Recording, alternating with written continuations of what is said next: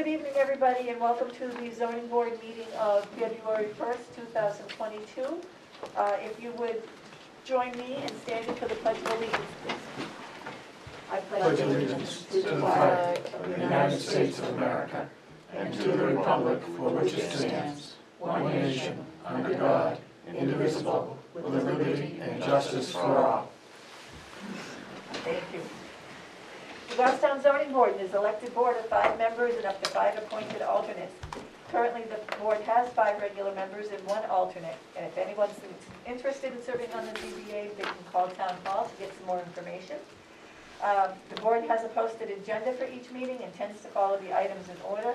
We'll open the public hearing on the application, receive testimony from the applicants, the butters, and the affected parties, and ask questions about it.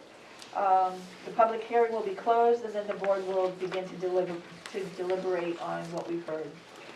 For each application, the board will decide to approve with conditions, deny, or continue to a later meeting. You're welcome to watch the deliberations this evening, or you can contact Town Hall to get the results if you like. For an applicant's request to be approved, there must be an affirmative vote of at least 3 members. An applicant can request a continuance if there is not a full 5-member board. Tonight we have the whole board here. Is there anybody missing? 1, 2, 3, 4. We have everybody here tonight. And if you're aggrieved by a decision made by the ZBA tonight, you have the right to appeal to Superior Court. However, before appealing to Superior Court, you must request a rehearing with the board to preserve your right to appeal. Rehearing must be filed within 30 days of the decision and state all reasons why the decision was unlawful or unreasonable. Failure to request a rehearing may forfeit your ability to appeal to Superior Court. And if everybody would please make sure that their phones are on silent, vibrate or something so that they're not interrupting our meeting, I would appreciate it. And if we could start with introductions, and we'll start with Derek. I'm Derek Horn, Town Administrator. I'm the staff liaison tonight. Denise Langley, Board Member. Gail Breck, Chair and Recording Secretary. Leonard Stewart, Vice Chairman. Jason Cody, Member. Alan Yaten, Member. Judy Elaine, Member. Thank you. First thing on our agenda tonight is the minutes to the meeting of January 4th. Do we have any motions to approve or correct? Yeah, we have a correction. I just need to find the right page. There it is. On page, there it is, 7. The last paragraph, we're introducing residential as part of the CIFC. I don't think I said I have both. I have a license. Okay. So you want to say it? I think there should be just a period after CIFC.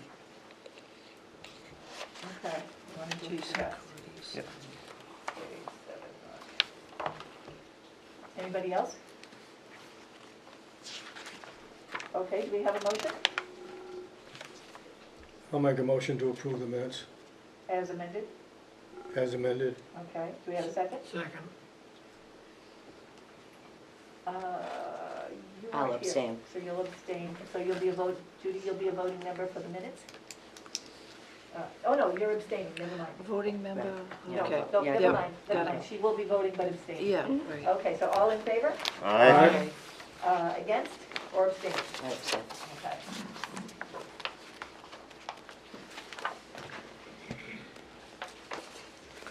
Okay, thank you. Okay. Yes, Denise is going to recuse herself from this application, and Judy, you're going to be a voting alternate for this application. Okay. The public hearing on remand by the Housing Appeals Board of the ZBA's finding regarding unnecessary hardship and their denial of the use variance of the following application. The ZBA will also be holding a public hearing on the variance request regarding setbacks. Emily Investments LLC, owners and applicants, are seeking 2 variance requests. The first is to allow a proposed multifamily use in the commercial industrial flex zone. The second request is to permit the proposed 30-unit condominium development that will have 4 buildings with less than 1/2 of building length to the side setbacks. This concerns section 3.11A3 and section 4.4.1 of the Goffstown zoning ordinance. The properties are located at 134 Mass Road, map 5, lot 54 and 54-1. Their zone commercial industrial flex zone, and this was continued from the January meeting. I'm recusing myself. You're gonna recuse yourself as well, Alan? Yes. Okay. All right, well, that puts a fly in the ointment. Do you still wanna go forward with 4? Let me consult my client. Obviously was not anticipating. I think this is our full board anyway, this is all we have.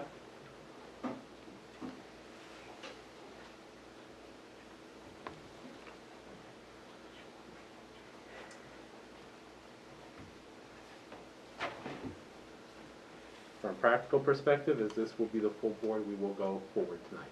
Okay. Daniel Muller from Cronin Bisson and Zelinski on behalf of the applicant Hemley Investments LLC. As the board knows, we are here on a remand from the Housing Appeals Board.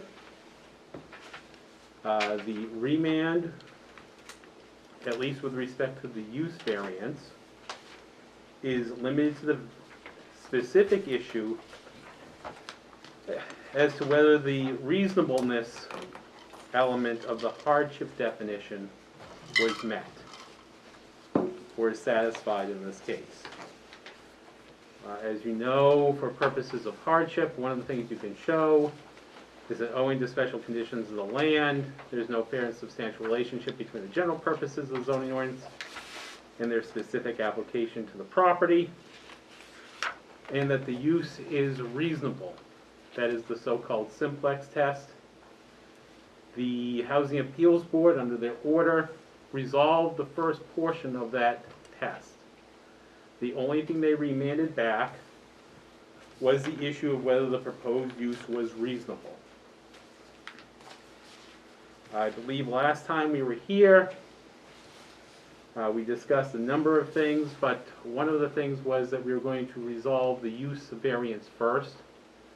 And I still plan to go that route as opposed to dealing with the setback variance. We'll only get there if that's appropriate. That's the goal, is to get there tonight. Where a number of uses or a number of issues came up last time, many of which I don't think really pertain here, but nevertheless, for the sake of clarity, one of the issues that came up last time was that of access, and specifically whether there is an easement and whether this will be interconnected. There was some discussion on that. Went back through your records as well as the planning board's records, and I have cited in a letter dated January 12th, 2022, the language of the planning board's motion approving the project next door. And specifically, that motion spoke of the specific location of the continued cross-access easement to adjacent lot 54, our lot here, will be determined when that lot is developed. One of the issues that came up was whether there was in fact an easement in place, and the answer is no. That is because under the planning board's decision, which has long since been final, it was done in 2009, you wouldn't figure out where it was, which is something that's absolutely needed, its specific location to draft an easement deed. So the contemplation was at the time that the easement would actually be done when this law is developed. It hasn't been developed yet. So, is there going to be access? Yes.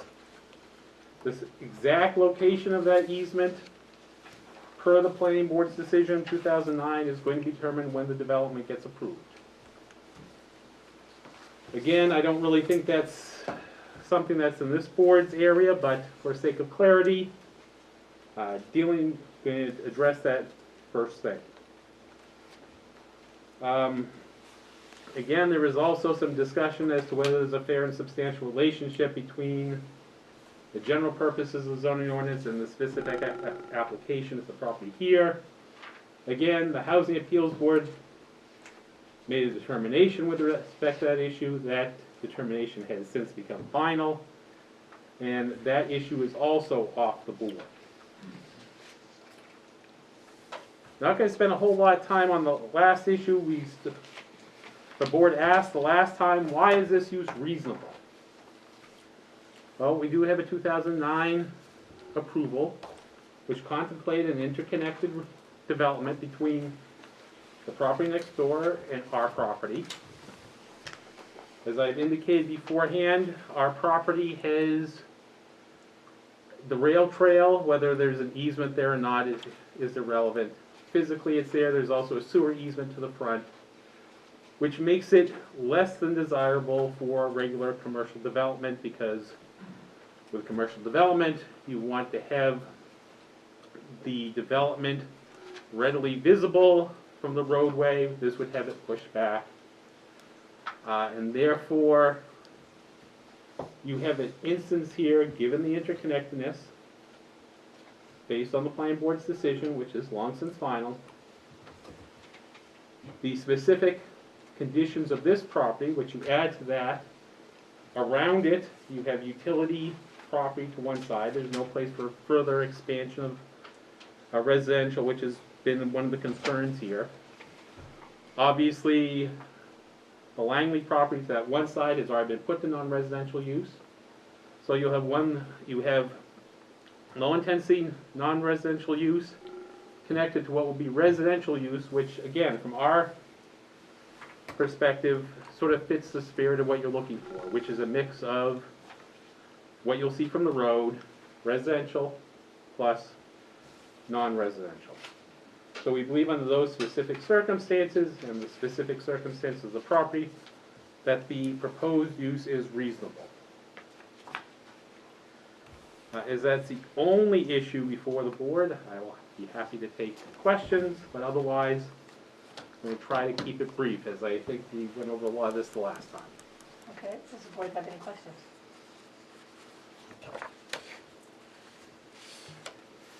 None? No. Judy? Jason? No. Okay. Wow.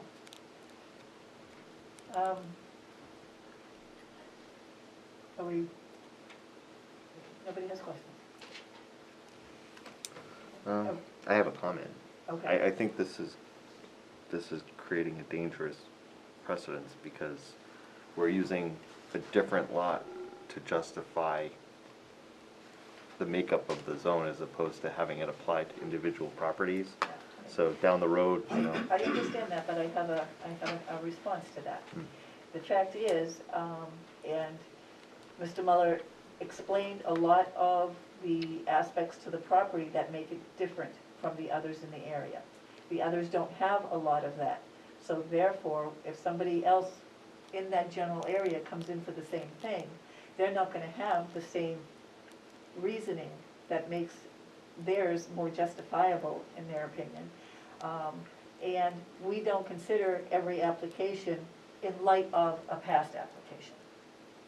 We consider Okay. each one on its own merits, its own condition, and that.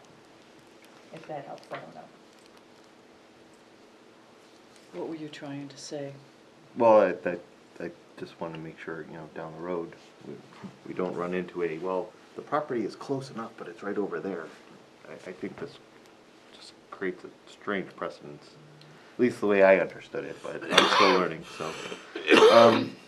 It could be said, somebody could say it, but we would have our input to that as well. So, one other question, I guess. So, part of the reasonable use is that, you know, the question is, does it impact safety, health, or generate traffic noise, whatever? But another part of that is how does your project create a reasonable return on your investment versus the impact that this is having on the zone?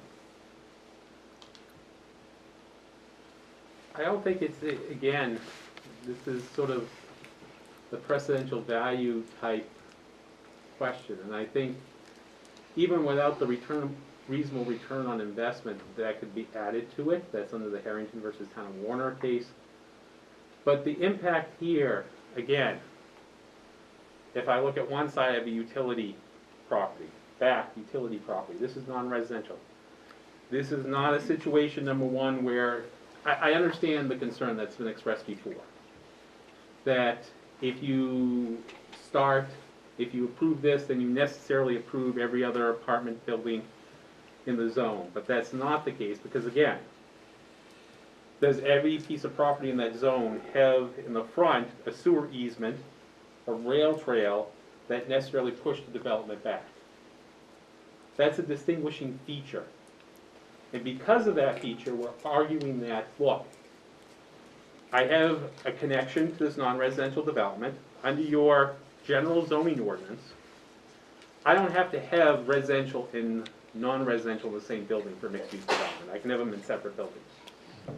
And what we're saying here is that, given these very specific circumstances of this one property, I am not going to create, in your view, a precedent, because, again, you would have to find that every other property in this area has the same features. That sewer easement in the front, that rail trail in the front, utility property in the back that's going to prevent interconnected residential development, and the property over here that's already approved for non-residential and has a connector. I mean, those are a lot of factors that you simply are not going to find. So I don't think that it impacts the zoning as much as you think, because again, your task as a zoning board of adjustment, this is what variances are for. It's to say, this is normally what's allowed, I'm trying to do something other than what meets the letter of the law, but it's still sort of the spirit, which is, again, if I'm looking from the road and I see non-residential and residential together, under these particular circumstances and they're connected, it's going to look like a mixed-use development, which is what is allowed in that zone. In terms of reasonable return on investment, you know, obviously at this point in time, I don't think it's news to anybody at this point in time that housing is needed and the commercial market isn't as strong right now. It just hasn't been since the COVID pandemic hit. That's just been the case. There was already a housing shortage. You know, there's pushes on to get more housing. So in terms of why this creates a more reasonable return, is that where the market is right now. I mean, the market is saying we want more housing to become available, to attract workers, to bring in the non-residential, et cetera, et cetera. So, but again, I think even without the reasonable return on investment argument, you have a hardship here, or at least you have a reasonable use based on the fact that this is just how this property is situated and this is how it's set up. Okay, thank you. Yep. Anybody else have questions, comments? No? No. Jason, do you have any more? Nope. Okay, then are we ready to open this portion to the public? Okay, I'm going to see if does the public have any comments that they would like to make on this portion of this application? Okay, seeing none, then the public hearing on this aspect is closed, and the board is ready to, do you have any further input that you want to make before we deliberate? Not with respect to the use variance. I think we've beaten that horse to death, so I'll keep it there at this point in time. Okay, so the board will deliberate and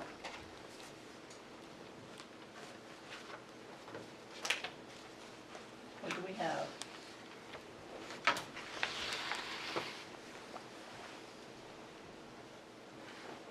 I have a couple of things that I would like to say. Is that, one,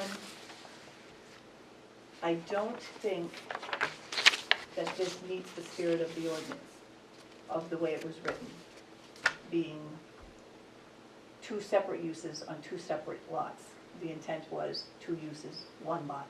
That said, the spirit of the ordinance is already been determined to be appropriate, so therefore that's kind of a moot issue. So that was my issue.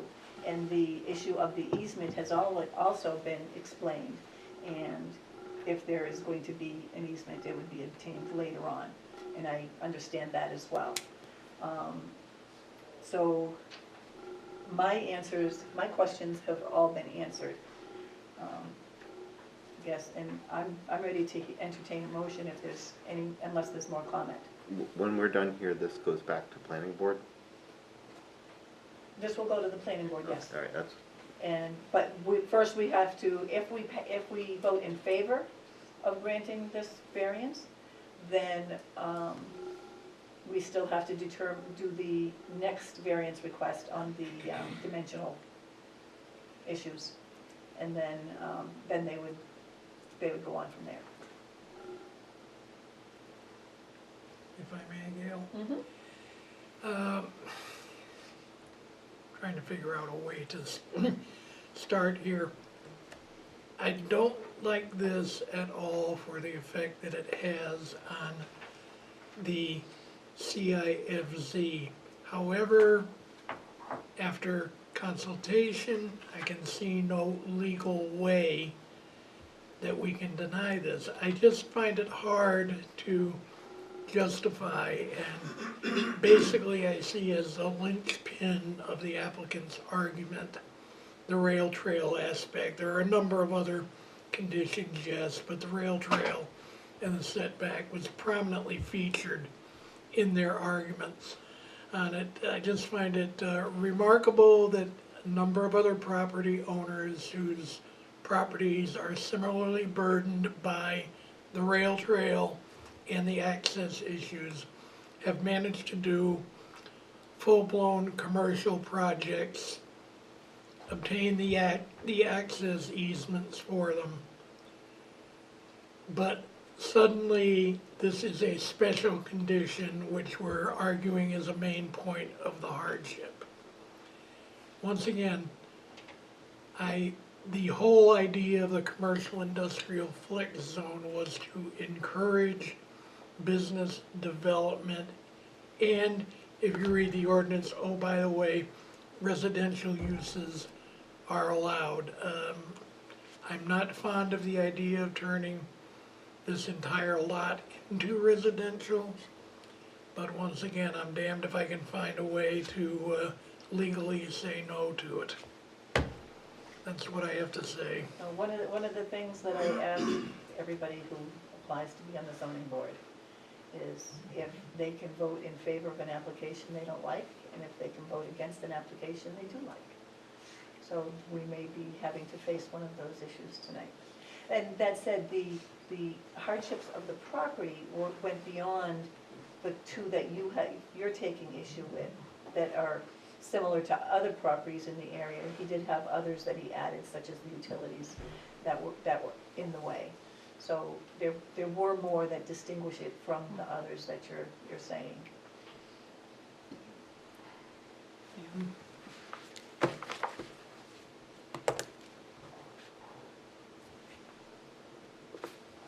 Judy, any comments? Jason, any more? no, I agree. I think we've been legalese out of this, Yeah. so. Oh, I agree. Yeah. Okay. Oh, I'm gonna make a motion.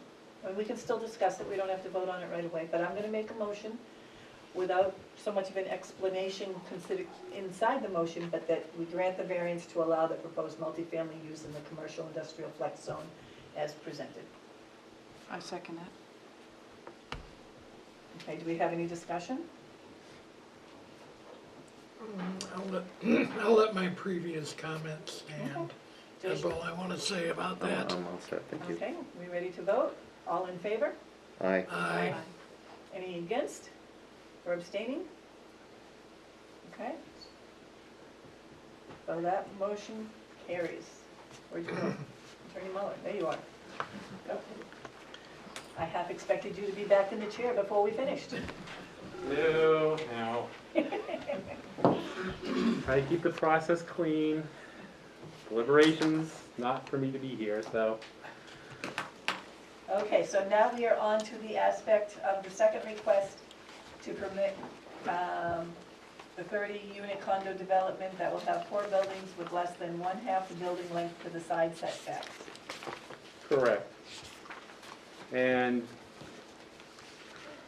again, Daniel Muller from Cronin Dixon Zielinski on behalf of the applicant Hemley Investments. I will try to summarize things as opposed to going through everything and reading it in line for line. But as you just indicated, the second half of the request dealt with the side setbacks for the buildings with units 1 through 6, 7 through 12, 23 through 26, and 27 through 30.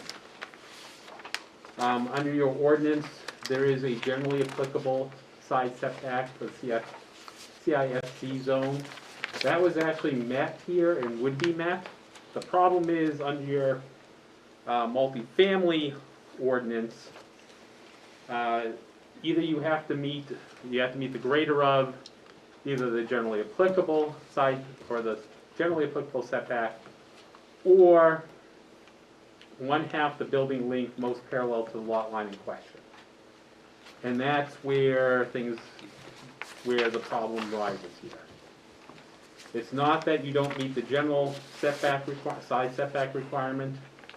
It's that given the length of the buildings, which, as you can see here on the plan, do vary in size in terms of how many units. That's either 3 or 4 units. And the ones we are talking about are the buildings closest to one of the utility properties, and 2 that are close to the Langley property. And essentially, in terms of the public interest in the spirit of the ordinance, as I said, I'll try to keep this somewhat brief. As the board well knows, setbacks are generally designed to prevent overcrowding of land. We don't want buildings right next to other buildings or other structures so that it appears cluttered and things of that nature. As I indicated beforehand, the overall density of this project is less. It's not a max density project. It is a 30-unit project. And I think looking at the plan here is particularly helpful. If you look to the west, as I have indicated, that property over there there's a utility use there. So there really isn't anything to overcrowd over on that side. There's going to be a maintenance. You can see that there's tree line, because I know in the past there have been, the board likes some type of screening for the back of buildings. That is still there. On the other side, towards the Langley property, again, while it meets the general setback, it is close to an area that is undeveloped on that property, and frankly, if you go a little bit further, has wetlands, which is always at least an impediment or an obstacle to development. So again, on that side, you have essentially features there, and this is just how this property is laid out, that make it such that it's not going to overcrowd. They're not looking to put the building right on the line. They do meet the general setback, but in terms of the spirit of the ordinance, now does it unduly conflict with the basic purpose here, which is to prevent overcrowding? No, simply because of where it's located and the features right next to it, there is really no real possibility for immediate development that's going to create that sense of overcrowding. That's just the way it is. In terms of the spirit of the ordinance, the same sort of argument would apply. That provision is, or that element's related to the public interest element. With respect to substantial justice, again, in this particular case, we're looking to balance, on one hand, the loss to the owner if this is denied versus the gain to the public if it is denied. Again, where the basic purpose of the provision is to prevent overcrowding. And in this case, the town apparently has made a determination that multifamily can present more of an issue of overcrowding than other structures. That would include, in this particular case, a warehouse or anything else that could be substantially larger than any of these buildings. But again, there is nothing next door where that public interest is really implicated with respect to any of the buildings at issue. On the other hand, this layout, again, we're not looking for max density, but to maintain some green area, particularly to the back. You're trying to provide some screen towards the back so there's more utilities, and trying to fit in a more modest number of 30. This is what can be done. You're trying to get it so that the layout makes sense for what's there. Thought about, well, if you flip the building, you're probably going to get more impervious surface there, which is not necessarily what the board wants either, if you try to alter the parking. So, in our estimate that the loss to the owner being denied the ability to do essentially a much more modest development, not doing development equal to the one that's further down on Mass Road that came before the board beforehand. This is a much smaller development. This would allow for that much more modest development.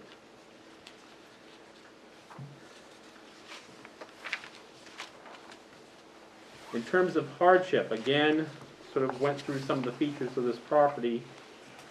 It's located where it is. It has a sort of a unique circumstance in the fact that there are utilities behind it that are going to prevent not only more residential development, but basically development in general, because it's being used for utility purposes. The property on the other side, where it's located, because it's been pushed back beyond the sewer easement and the rail trail. There are two easements there, the sewer easement and the thing, which go a little further up than they do next door. And you have the features next door where, particularly the wetlands, are going to probably minimize your ability to do anything. You're not going to have the overcrowding issue, so there's no fair and substantial relationship between the general purpose of the zoning ordinance to prevent overcrowding and its specific application to this piece of property.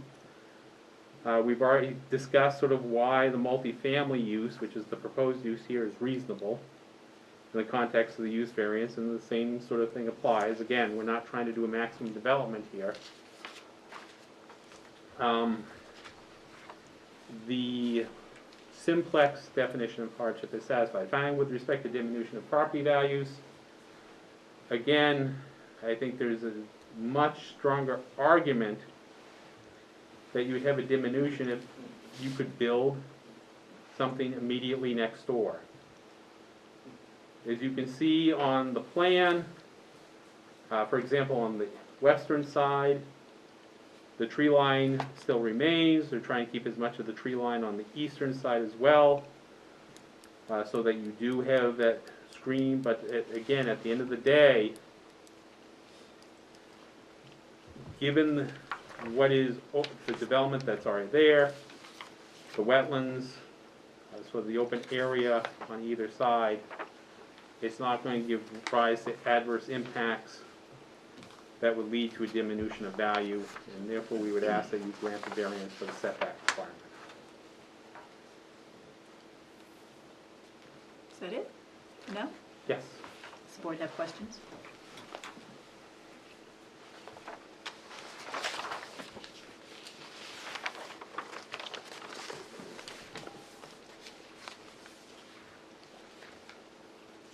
Did you get into the, what type of setback you're looking for, the Side, size? is a side setback. Side setback, feet-wise? What are you looking to Let obtain me- versus what's required? I have to look. I'm trying to think if I put that meter into the thing. Give me a moment. The side setback. Yeah.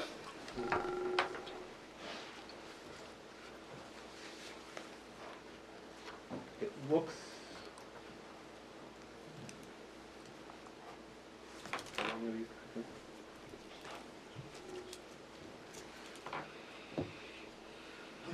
It looks like 10, it's looking 10, but how long is it?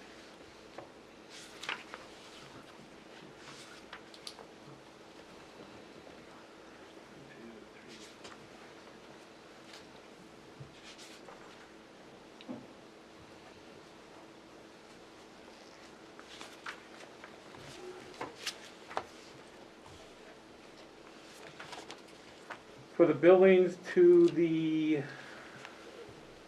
east, they're approximately 108 feet long, because it's approximately,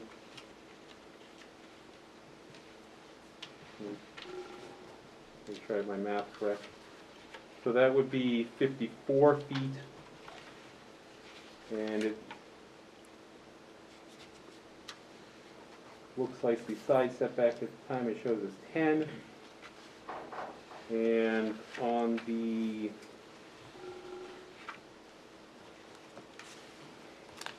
western side,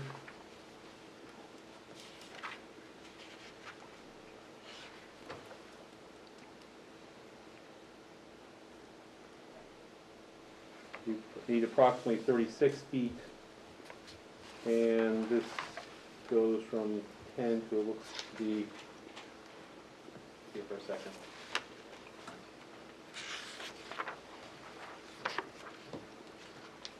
About 20 feet.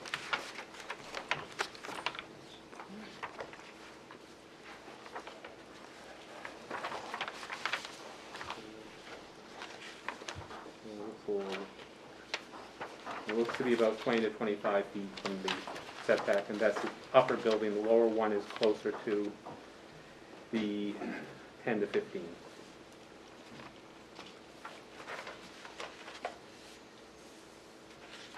Okay.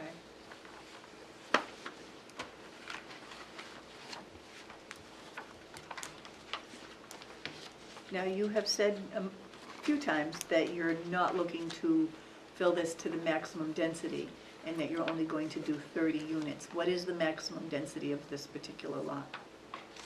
If What's the buildable acreage? buildable acreage,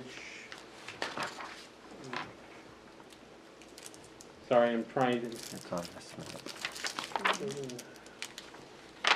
1 billion acre, and it is, Because, you know, I'm trying to read the fine print, which should have had a larger font. 15 per buildable acre.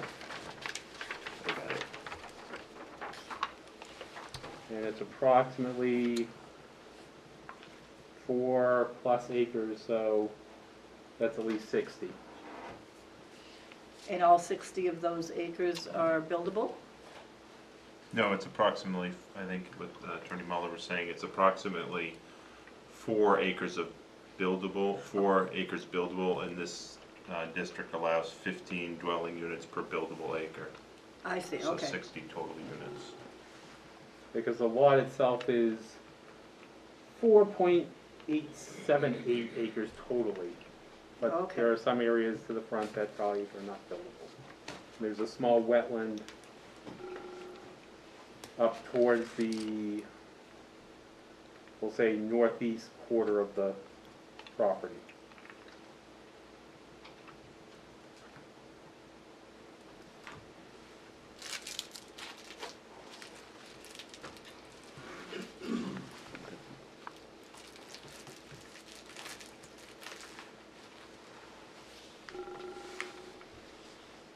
Would that be the southwest?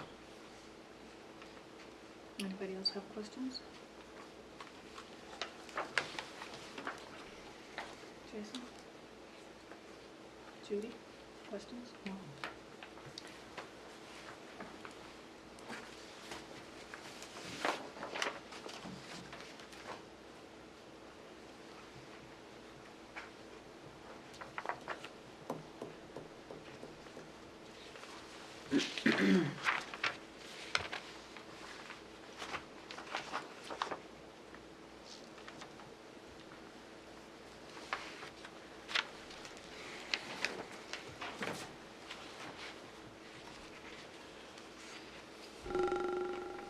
And you don't know that if the density that you do propose on the final site plan exceeds what's allowed by zoning, you have to come back here, right?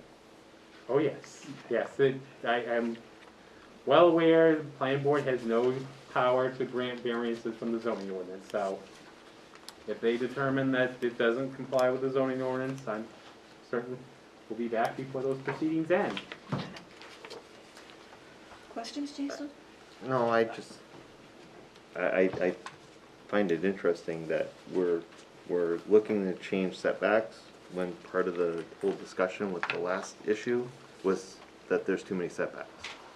So now we're trying to eliminate setbacks now that we've gone over that. I'm not sure I'm following what you're saying. So there were, part of the issue with the first thing was that we've got setbacks that make it a distinguishing factor and it's a hardship. Right. And now that's done and we're moving to the next thing. So we're trying to get variance from setbacks. That's right. These are different setbacks, different issues. This is the setbacks for the buildings themselves, whereas before he was talking about the setbacks, like from the road, you know, because they needed to be saying. Right, to put what they want to put there. Right. So we changed the dimensions basically and allowed it because this dimension was too small. Now we're gonna make this dimension bigger. I think that's interesting. Still not following you. I mean, I see what you're saying as far as both of them address setbacks, but I'm not sure how one relates to the other. If we didn't grant this, right, then and I'm just looking at this logically, right? If this wasn't granted, you would either have to use less units in order to meet the setback, or obviously appeal, right? Let's just ignore that one for a minute. If we were just to deal with the setback, If you deny the variance, I mean, I don't think I'm. you'd have to squish You it have to do what your you want. options, either you comply, you appeal, and see what happens there, which maybe you get the variance, maybe you don't. Or, correct, you could go and see if you could reconfigure the development, probably would have to take away some units in order to make the buildings comply with the multifamily setback. Because again, just so it's crystal clear, there is a general side setback in this zone. That's satisfied here. What isn't satisfied is that you have a special setback for multifamily structures that increases the setback. If I was proposing a warehouse, it could be huge. I would still only need to do 10 feet. Right. So, and I haven't sought relief from the quote-unquote front setback. You know, just to clarify, again, the talk in the front was, you have the town has a sewer easement there. Generally speaking, municipalities do not like it if you build over their sewer easements because it makes it difficult if they have to repair them. There's also the rail trail, but that's in addition to the sewer easement. So it necessarily pushes back any development. It's more of a practical issue than, it's not a function of your zoning ordinance. It's a practical condition of the property that because those things are there, it has to be pushed back. It's slightly different. We're talking here, legally, your zoning ordinance says that if you have a multifamily structure, you have to be either the minimum for that zone, or if it's greater, half the length of the building. And if each unit is 18 feet, and you have 6 units on the ones on the eastern side, and you have 4 units on the ones on the western side, that gives you a building length of 72 on the west, 108 approximately on the east. So you need half of that, which would push you on the east, you would have to be approximately 54 feet in to meet the thing. And on the west, while you might be able, that top building might be able to be pushed a little bit, make it tight, you need 36. So that's sort of in a nutshell while we're here, but you are correct. The options, if you deny the variance, would be either reconfigure it to try to make it comply, or appeal and see where that goes. And our job is really just to concern ourselves with the plan as presented, not to try to Oh, no, adjust the plan for him. I'm not trying to, I'm just trying to understand, Yeah. like,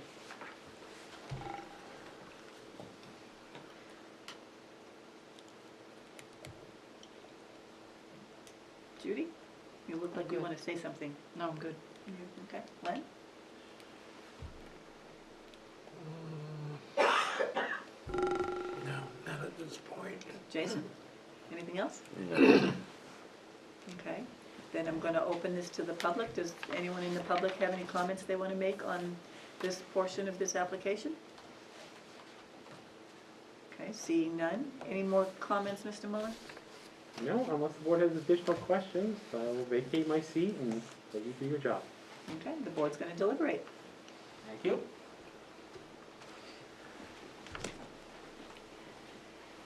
Okay.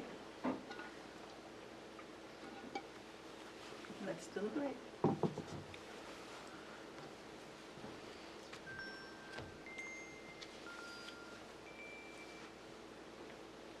It's the watches. I got it. It's the what?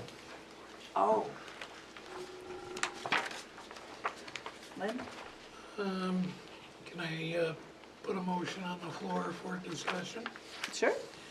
I'm gonna move that we grant the request for 4 buildings with less than half the building linked to the side setback as requested, with the one condition that the applicant provide the exact setbacks requested in feet to the staff for inclusion in the record.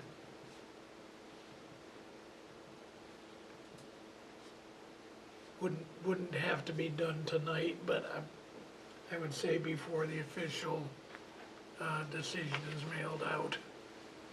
Okay. Yeah, because I know that they're proposing an approximate amount, but it's not.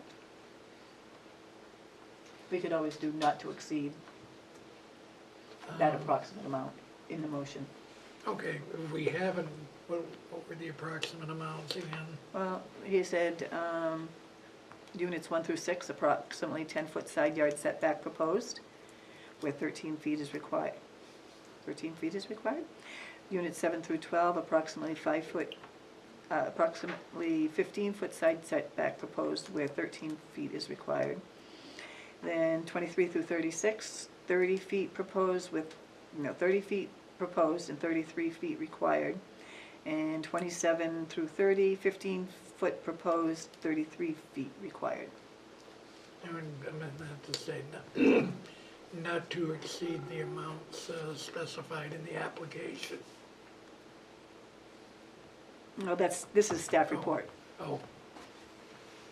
All right, then not to exceed the amounts specified in the staff report. Yeah, well, the minutes will reflect what's specified in the staff report. should that also be submitted? And it will be part of the motion, but yes. Okay. Shouldn't it also be submitted like you originally said? When you first made that motion, to have it submitted, Oh, to the town? yeah. So we will say not to exceed, but let's get the actuals submitted. And So basically, if we say not to exceed, then they can't exceed it without coming back. So they could do, actually, it would be not to exceed, no less than, because if they, correct, I stand corrected. so, anyway, it can't, the setback can't be any less than what is permitted. Okay, that made sense. The logic was, that's why, I was reading it the other way, And it's like that. when it's in the minutes, when it's in the motion and in the minutes, then I don't think there would be a necessity for them to submit that to the town No, office. if it's the less than part, then I'm good with it. It was the math there wasn't Yeah. working for me, so. Okay. Okay, I will second that motion. Okay, so Don't ask me to repeat it, though. we have the motion. All in favor? Aye. Aye. Any against? Any abstaining? Motion carries. Vote 4-0-0. We are done. You have your setbacks. Thank you. You're welcome.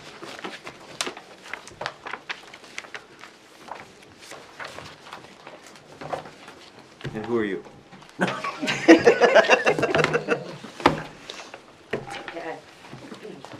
Just kidding. Missed you. It is boring. 11. Lisa and Alan return.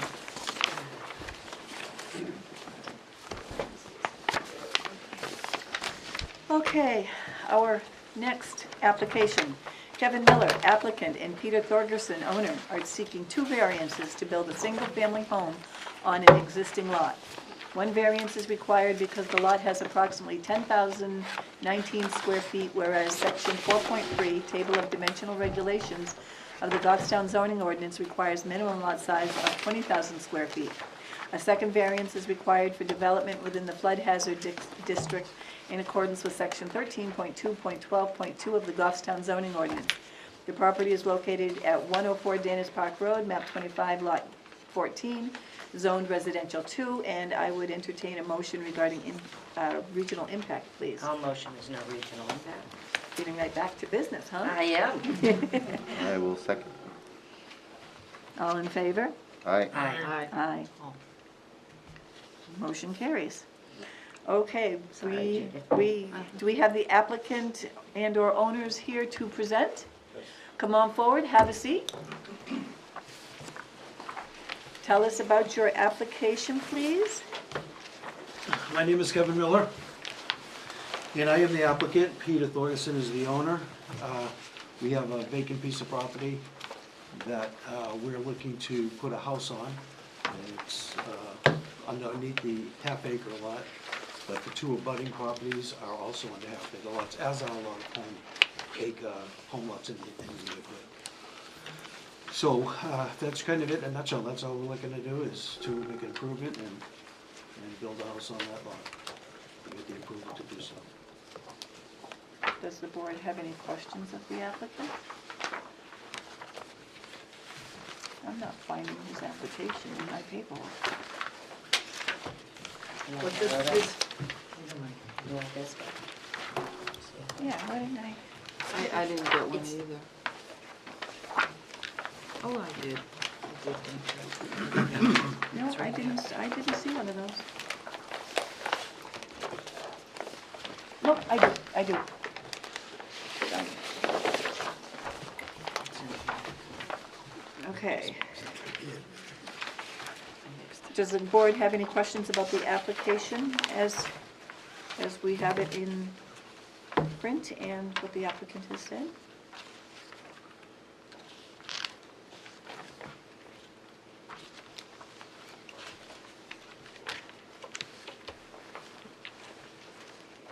Madam Chair, Yes? is there sewer or water on There the is, site?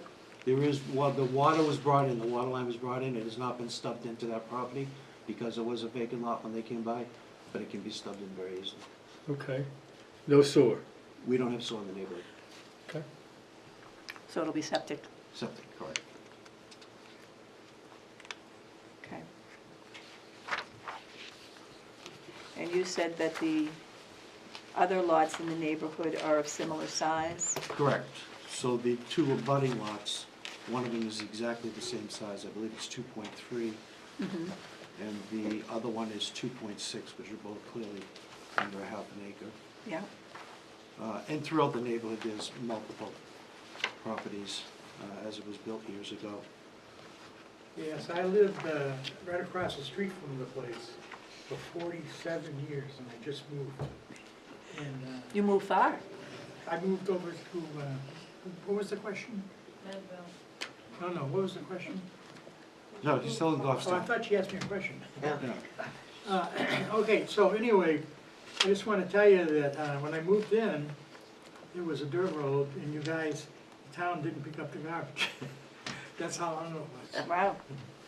But my lot I lived on for 47 was 100 by 100, which is 103. And right across was 104, with, it's a little bit different. But they're only a few feet difference. And it's pretty much a development from the 1950s that they sliced everything up into 100-foot lots and built houses. Yep. It's rather close together down there, close quarters in some places. Okay. Board, questions? Alan?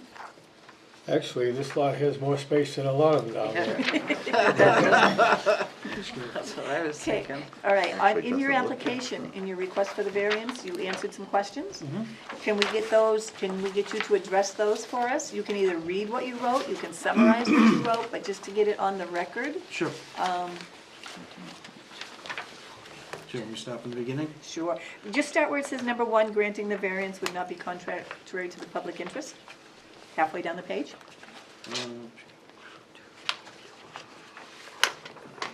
Number 1? Yep, Okay. thank you. Granting the variance would not be contrary to the public interest because no contract areas surrounding lots are the same size. In the spirit of the ordinance is observed because it was to provide buildable lots, still meets all criteria except size. And I want to say, I think when Peter bought it was in 1973, he was instructed that it was a buildable lot back then. And then, however, things were not grandfathered or whatever might have been the case. But I know since then to now, I believe the lot sizes have changed from what it is, so again, back Yeah, then. the zoning ordinances have changed since then. Yeah. Okay, all right. And so we had just thought it was a grandfathered lot, and I came in to talk to the town here, and they said, you know, we have to go through this, so that's fine, that's what we had to do. Granting the variance would do substantial justice because lot will be improved by a new home which will increase values of the surrounding lots. The value of surrounding properties will not be diminished because it will increase values. Do you want me to read through the whole owning special conditions? Well, you don't have to read everything that's typed, just explain the hardship as it relates to the property. Okay, so that meets all criteria except lot size, which we just spoke of new zoning. This change is not, change in lot size causes undue hardship, the entire lot will be unusable. Surrounding lots are the same size again. The lot can conform to ordinance to the size variance is necessary in order to comply with the amended zoning regulations. Other issues, matters applicant deems relevant to the request, a butter in agreement and not, lot will be improved. This is a gray area with conflicting opinions whether this lot is grandfathered, but in the spirit of zoning regulations, I would like to cooperate with, by requesting this variance. I appreciate your spirit of cooperation. Thank you. That's important. Okay. Now, are there any questions? Jill? Yes? Yes, Alan? Do you have a septic system approval yet? We have not done anything because it's not, as of now, it's not a buildable lot, so we haven't moved forward with it. This is the first thing we have to do. Who told you it's not a buildable lot? That's when I came here, the people upstairs told me it's not a buildable lot. strictly because of its size? Correct.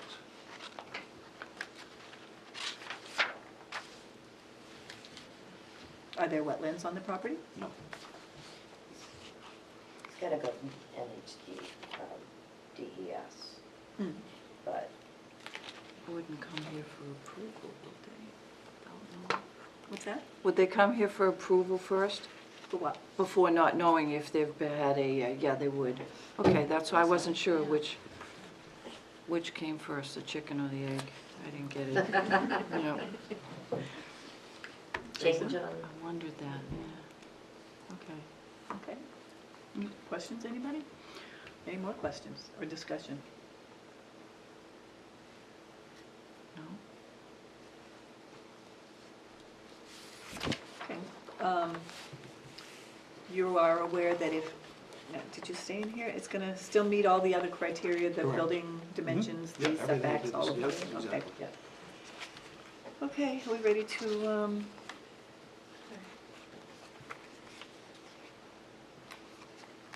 open? Sorry. Okay.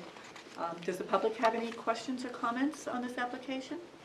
Okay, if you guys would step back, we're gonna let the people that are in the back come forward and state their names and tell us what you would have us to hear. Are you two together? We are. Okay. Good evening, and thank you for the opportunity to address the board And on this you're- matter. My you're- name is James Lombardi. Uh-huh. I'm the attorney for Pamela and Edward Meyer, who live at 106 Dennis Park Road. And, Janet and Edward? Did you say- Pamela. Pamela. Yes. And they would just like to address some concerns about potential development, and I'd like to address some of the legal issues involved in connection with the variance Okay. request. Okay, go ahead. Pamela, would you like to- Okay, so I am Pamela. Nice to meet you all. Thank you for the opportunity to come this evening. Could you speak up, please? Yes. We wanna sorry, make plus sure we can have get a you- mask, right? Between the mask and everything else, we need Right. to be able to hear. So my husband and I have been residents of Goffstown for over 30 years. We moved to Dennis Park Road in July of 2016. And we live at 106 Dennis Park Road, which is abutting the property of concern. So, first of all, we want to say that we're very fortunate to be in this neighborhood. We have wonderful neighbors. Thorgensons and Kevin Miller are very good neighbors. Everyone helps each other. You know, the kids play in the street. So we did not come to this meeting with any animosity about this, but we do have some concerns about the build. We did notice on the application that the abutters had no concerns about this. It was not until we received a letter from the town that there was any consideration for building on this strip of land. In fact, when the Thorgensons were selling their home, we offered to purchase the lot at 104, specifically voicing our concerns that we did not want a house to be built there because of the close proximity to our home. Our neighborhood is very tight, I would say. You know, the kids play in the street, there's wildlife there. We have seen over the past several years multiple homes be built, and that's impacting, particularly in our stretch of the road, traffic, and people speed on the road, and they do not adhere to the speed limits, and take into account that there are children playing in the roads. So our concern is additional homes are going to bring additional traffic to that area. The proposed home build is directly off from our deck, which is really the only private spot that we have now. We are surrounded by homes elsewhere. Several have been built behind our house. So we are very concerned that this is going to have a negative impact on the value of our home. We also have concerns about what specifically the new build is going to be for. Is it going to be, although a single-family home, is it going to be sold? Then we have to consider what the new owners are going to do. Is it going to be used as a rental? Is it going to be used as an Airbnb? All of these things impact the value of our home.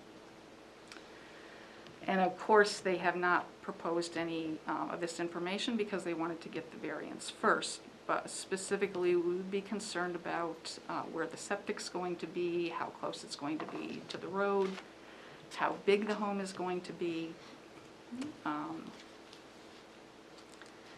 And of particular concern is flooding, because we are in a flood zone. Our particular property floods with rainstorms, and it abuts the new potential build.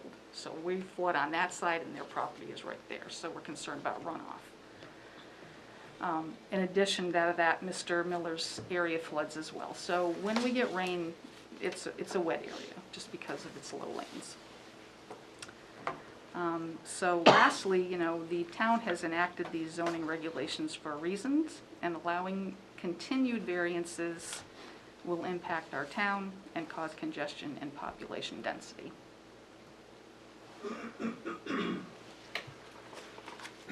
Thank you. Madam Chair, I have some photographs that the Myers had taken, and just to give the board a better perspective, I'm sure you folks know the area, obviously you're from Goffstown. But there are 4 photographs here from their property, and I think looking at lot 104 as well. And we'd like to enter this into the record, and if that's appropriate.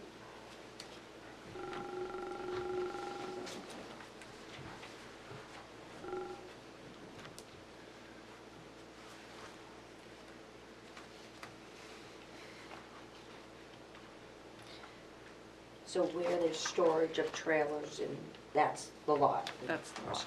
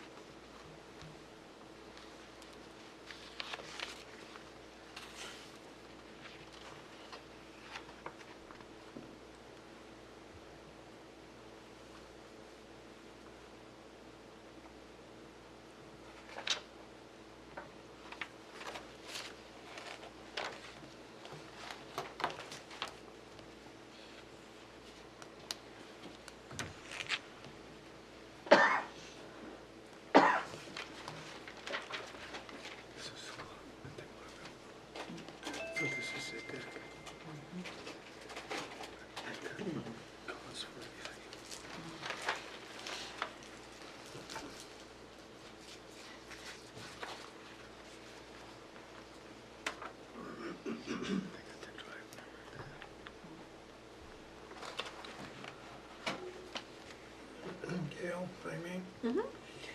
Just by way of orienting myself to what your pictures show there, question, was your house newly constructed when you moved in, or, and I'm looking at the GIS plate, pardon me, that was offered with the application here, and it doesn't indicate a structure on 106. Yes. Your driveway, where is your driveway in relation to the actual property line? Is the property line at the edge of the driveway? Is it somewhere in the tree stand between two properties? Could you orient me to where the Yes, lines are, so our please? driveway, we have a little bit of an easeway between where our driveway ends and that property begins. Is that your question? So in other words, if I'm looking into your driveway, there's a few feet to the right. Right. There's 8 some feet, shrubs 10 feet. along there, and that's about where the property line is. Yeah, All right, thank you. you're welcome. So, the answer to your other question, our home is new construction. It was built that year. We did not build it. It was already built, and we purchased it. My understanding is there was a structure there prior to this home being built, and that it was demolished essentially when the floods happened. So perhaps that's why that didn't need a variance. I can't speak to that On your lot? on our lot. And are the other lots have buildings on them already, homes on them? Most of them? Most of them. There's been, like I said, several new homes built over the past few years. Mm-hmm. May I see those pictures again? Alan, do you have questions? No? Madam Chair, can I address some of the legal issues in connection with their, Sure. with the variance request? Mhm. Again, I'm not here to create any tension, but I did want to make sure that those elements are, in fact, observed and complied with. And just a reminder about each of them. I don't want to talk about all of them, but I do want to talk about a few of them, including the unnecessary hardship. As far as the first two are concerned, that this is not contrary to the public interest and it's in the spirit of the ordinance. In this case, those two items are reflected in the descriptions of the zoning districts themselves. There's the R1 district and the R2 district, which is where this property is located. And both of those they address density issues.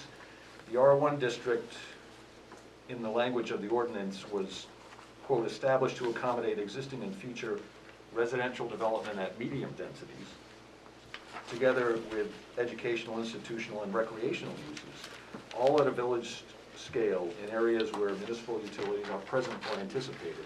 And it's been indicated that there is municipal water here, but not sewer. The R2 district, which is this district, is the high-density residential district, and it was established to, quote, accommodate existing and future residential development at higher densities on smaller lots, together with educational, institutional, and recreational uses, all at a village scale in areas where municipal utilities are present. Now, the dimensional table puts thresholds on those densities and those limits, and that likewise reflects the public interest and the spirit of the ordinance. So in table 4.3, it indicates in the R1 district, there are minimum lot sizes for those lots that have either one or neither of those utilities, and that lot size is 1 acre, or both water and sewer. And the minimum lot size for that is a ½ acre, presumably because those don't have to be addressed with a septic system and a well. The R2 district is even higher density, and for some reason it doesn't list the minimum required size and acreage as the R1 district does. It does it in square feet, but I think everyone understands the idea. It's pretty close. If there is neither water nor sewer, 40,000 square feet is required. If there's only one of those, either water or sewer, as here, 20,000 square feet is needed. And if they have both, then they can work with a 10,000 square foot minimum size lot. So in this case, this property and others around it are served by municipal water, which requires 20,000 square feet to build a residence. The public interest and spirit of the ordinance, therefore, are to allow higher densities with homes on smaller lots, and they have expressly provided for that in the R2 district. But they've also said we don't want densities that are too high and lots that are too small. And they have not, and they have put specific limits into the ordinance. And the limits in this case, where served by municipal water, is a lot no smaller than 20,000 square feet. Now, Mr. Thorgerson and Mr. Miller want you to cut that threshold essentially, and cut it substantially, and not by 10% or a quarter or a third, but by half, by 50%. And have you find that that's in the public interest and the spirit of the ordinance. The New Hampshire Supreme Court has found that exceeding density regulations or restrictions can constitute a violation of the public interest. And there is a case decided in 1972 that said that, and this is from Peter Laughlin's Land Use Planning and Zoning. He's widely respected and often quoted by the Supreme Court.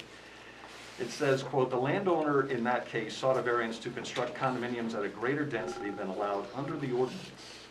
The court observed that the purpose of restricting the size of lots and number of families was to prevent, quote, overcrowding of the land, and, quote, to avoid undue concentration of the population.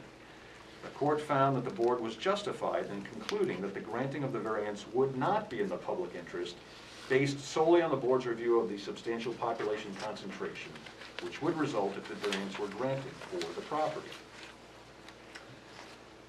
In this case, where the applicant seeks to cut the density restrictions in half, it surely is not in the public interest or the spirit of the ordinance. The applicant also states that the spirit of the ordinance is met because the ordinance, quote, "was to provide buildable lots." And that's true, but it also sets restrictions on what is a buildable lot. The R2 district provides for even smaller lots than the R1 district. And the applicant wants to build on a lot that doesn't even meet the minimum R2 requirements. And again, by a long shot. Therefore, granting the variance would not satisfy the spirit of the ordinance and would not be consistent with the public interest. On the values of surrounding properties will not be diminished. The applicant states, quote, "It will increase values," but he doesn't say how and he doesn't say why. And he presents no evidence to establish that point. And he's also given no details of where the house would sit, where the driveway would be, what kind of house it would be, how close they would be to set, how close it would be to the setbacks, its dimensions. We know nothing about it. I understand his reasoning that he didn't want to spend anything on this before getting permission to do so. But it still doesn't negate the lack of information that we have at this point in addressing this particular issue. So if there are no details, how can we even begin to address that question? The applicant, I think, assumes that just building a house would increase the values of all homes in the area. The Myers don't think so, however, and their house is right next door.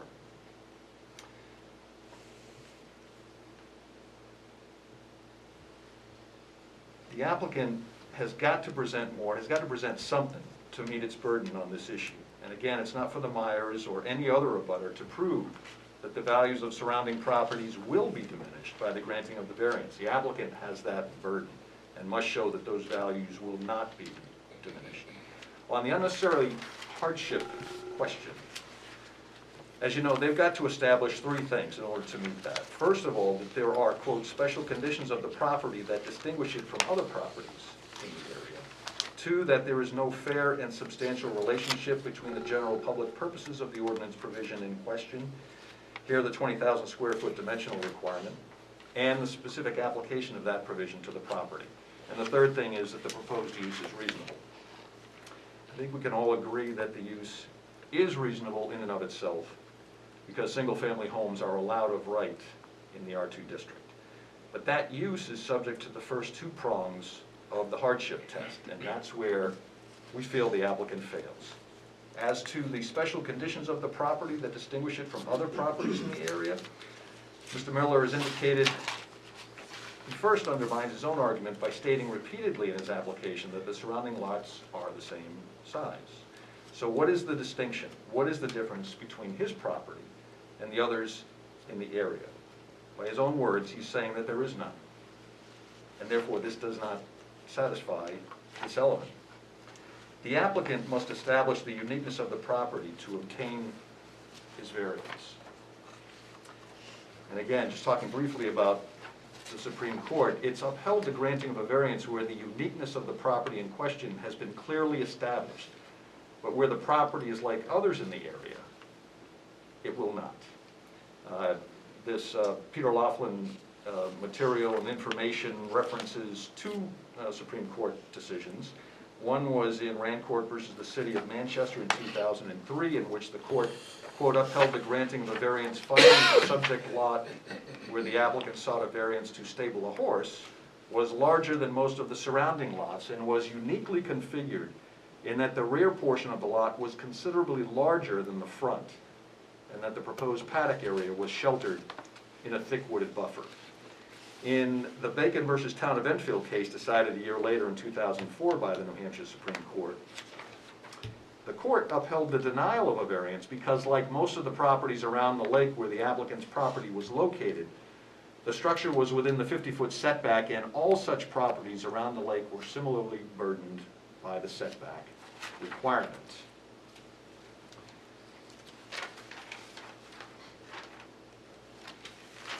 So if the applicant is arguing that the lot's diminished size is its uniqueness and is by itself the special condition required by the statute, this doesn't make sense. If that were the case, then all properties not meeting the minimum size requirement would qualify as special or unique and would automatically satisfy the first element of unnecessary hardship. And for all intents and purposes, there would be no need for a minimum lot size requirement because there wouldn't be any. There's a reason for these minimum lot size requirements, or the town wouldn't have enacted them. This leads us to the second prong of the hardship test, that there's no fair and substantial relationship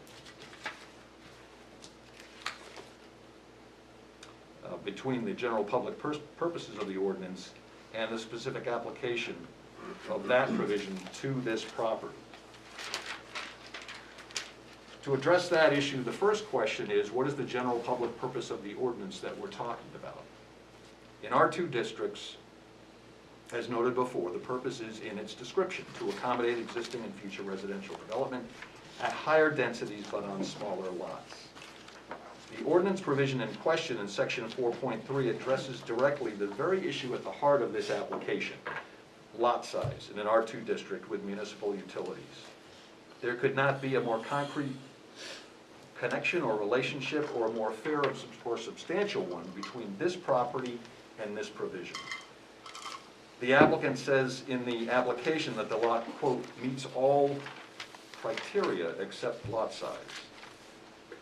It's not clear exactly what he means by it meets all criteria, but the lot size issue is the very issue that we're talking about. The applicant, with his except lot size comment, reinforces the point that there is a direct relationship between the property and section 4.3. So based on the above, the applicant, we feel, fails to satisfy several prongs of the hardship test and therefore should not be granted this variance. They also fail to satisfy the alternative hardship test under the statute. It does not meet the special conditions prong for the reasons stated above. And he also doesn't satisfy the requirement to show that, quote, the property cannot reasonably be used in strict conformance with the ordinance. The property can, in fact, be used in other ways, as the ordinance states, including as a playground and a recreational facility. The property has been in the same hands for 50 years, and they are, in fact, using it. The applicant also suggests that the ordinance was changed to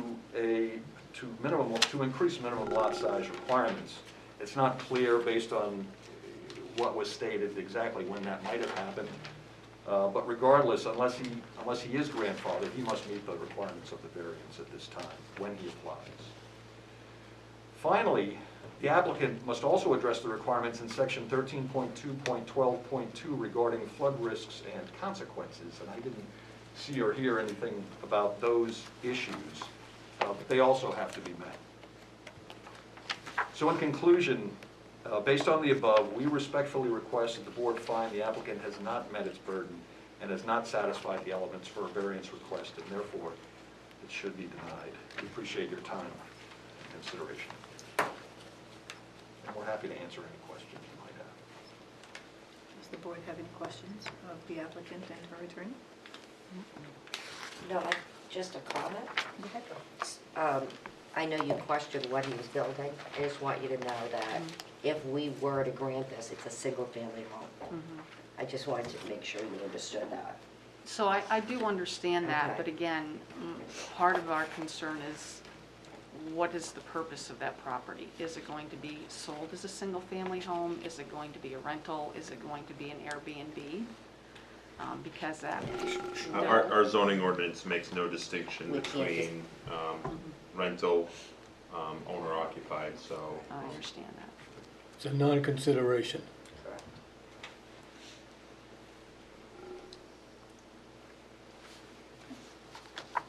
Any other questions? Okay. Or anything else you want to add? No, thank you. Thank you. Thank you.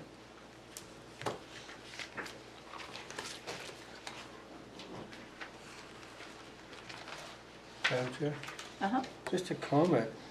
I was looking at the property tax card, and it looks like the lot was first sold in 1967, which is after the initiation of zoning in Goffstown. So, in my stupendous wonder, sorry, that this lot is grandfathered.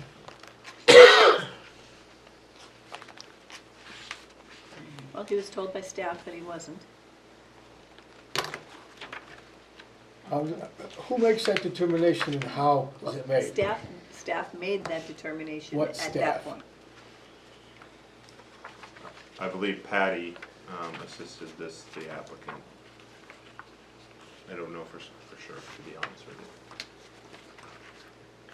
you. I don't know, there's something relevant here that would make it non-conforming, non-grandfathered lot? So there is a provision in the ordinance that if it is a lot of record that was either conforming at the time it was created, or if it was created prior to zoning, rather than seek a variance, they can seek a special exception to Okay. develop the lot. So if you have an undersized lot that becomes non-conforming because of a change of zoning, you seek a special exception rather than a variance. Okay. There was a comment, I'm not sure when the house next door was built. Which house? The, Peters is The 106, abutters. I think At that's 106? 70s. no, um, at 100, oh, which is the lot next door. That has a house on it. On the other side. On the other side. Is that similar lot size? How did they get a permit to build their house? Well, they may have gotten a variance. What year did zoning come to Goffstown? 1960. 1960. 1961. 61. March 14th, according to this. so initially, that lot, it's what, a quarter, the size of it was acceptable then, but then in time, it's been increased as to what's required. So what you're saying is that it should still be grandfathered. Now, what it says here for the grandfather clause, any legal and conforming use, structure, or lot that became non-conforming as a result of adoption of this ordinance, which this one did, or any subsequent amendment hereto shall be deemed non-conforming, but may be continued in accordance with prior applicable law and ordinances. Any alteration or expansion of that non-conforming use, structure, or lot shall nevertheless be subject to all the provisions of this ordinance and subsequent amendments.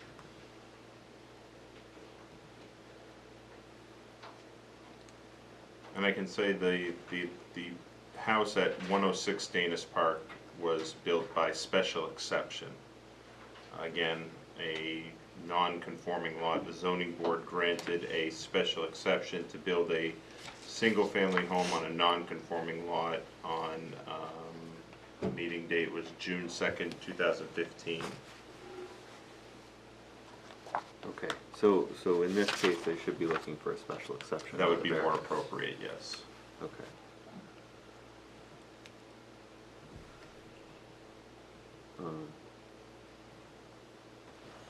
So what do we do in this case? Normally, I would advise to renotice that they're seeking a special exception and continue to the next meeting with any cost of renoticing abutters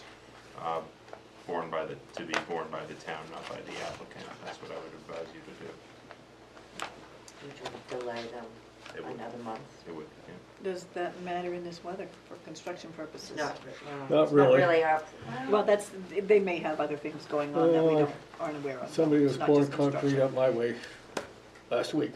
yeah, it's not our, I know what you're saying, but it's not our, It's a rough time. Well, I mean, a special exception is not as difficult, It has a lower diff- threshold yes. Lower threshold, than this does. yes. but I don't think I don't think it's the intent to take away the use of any parcel of land when they change the zoning ordinance or the potential use of it. I'm not sure when they might have changed his lot sizes, I'm not sure. Madam Chair, may I just ask a couple of questions?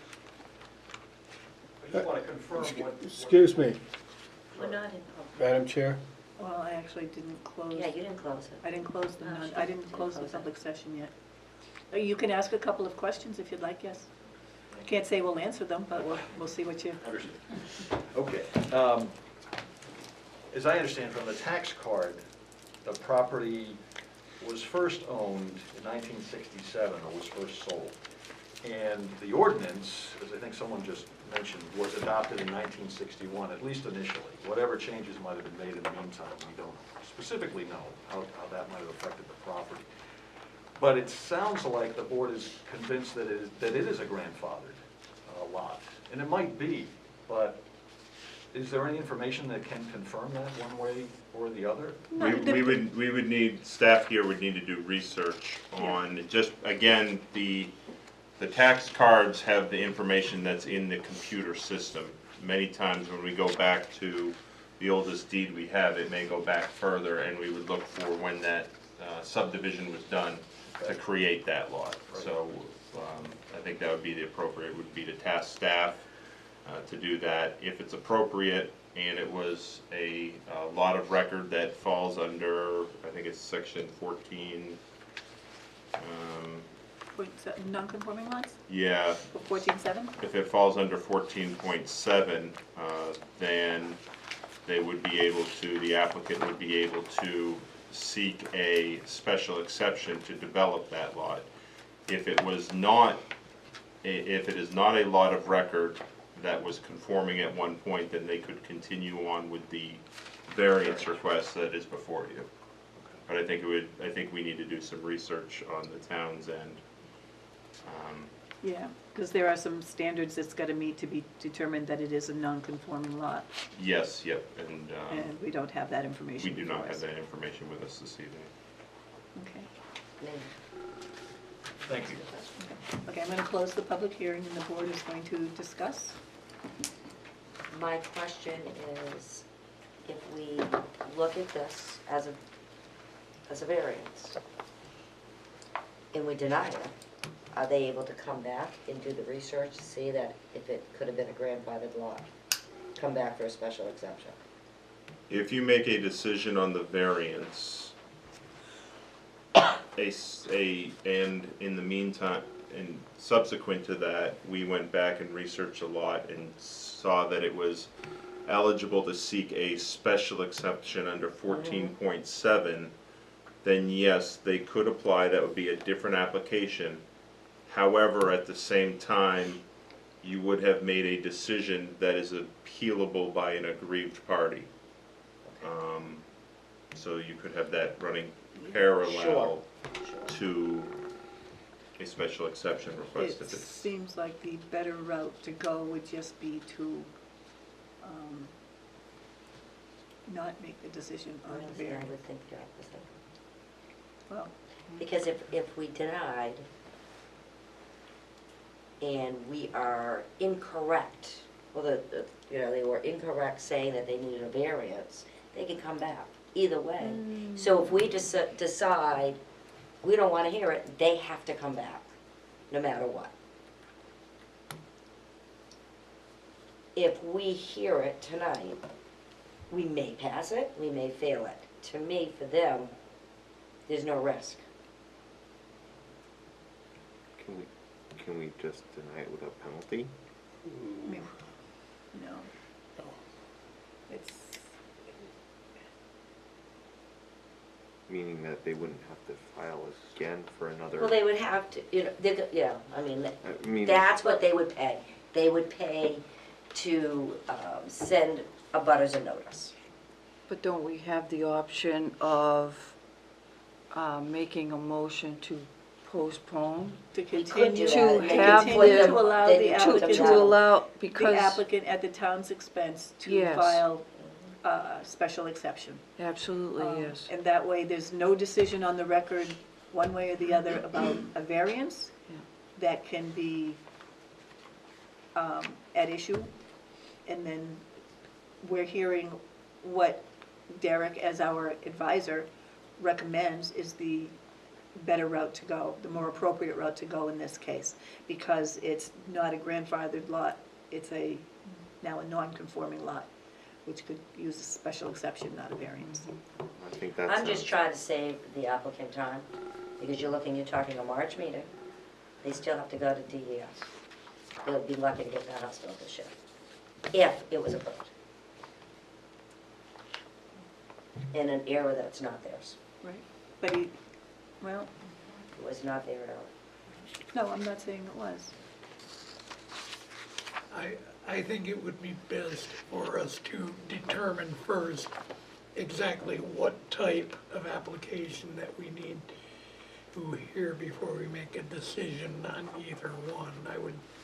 I would opt to continue, get the research done, and then have them come back once we know whether we're hearing a special exception or a variance. Yeah, well, from what Derek has said, the special exception is the way to go. And he's got a lot of experience in this, more than we'll ever have. And, So I take his word for it. and to Does it hurt because this is more difficult to prove. So does it hurt if we did this?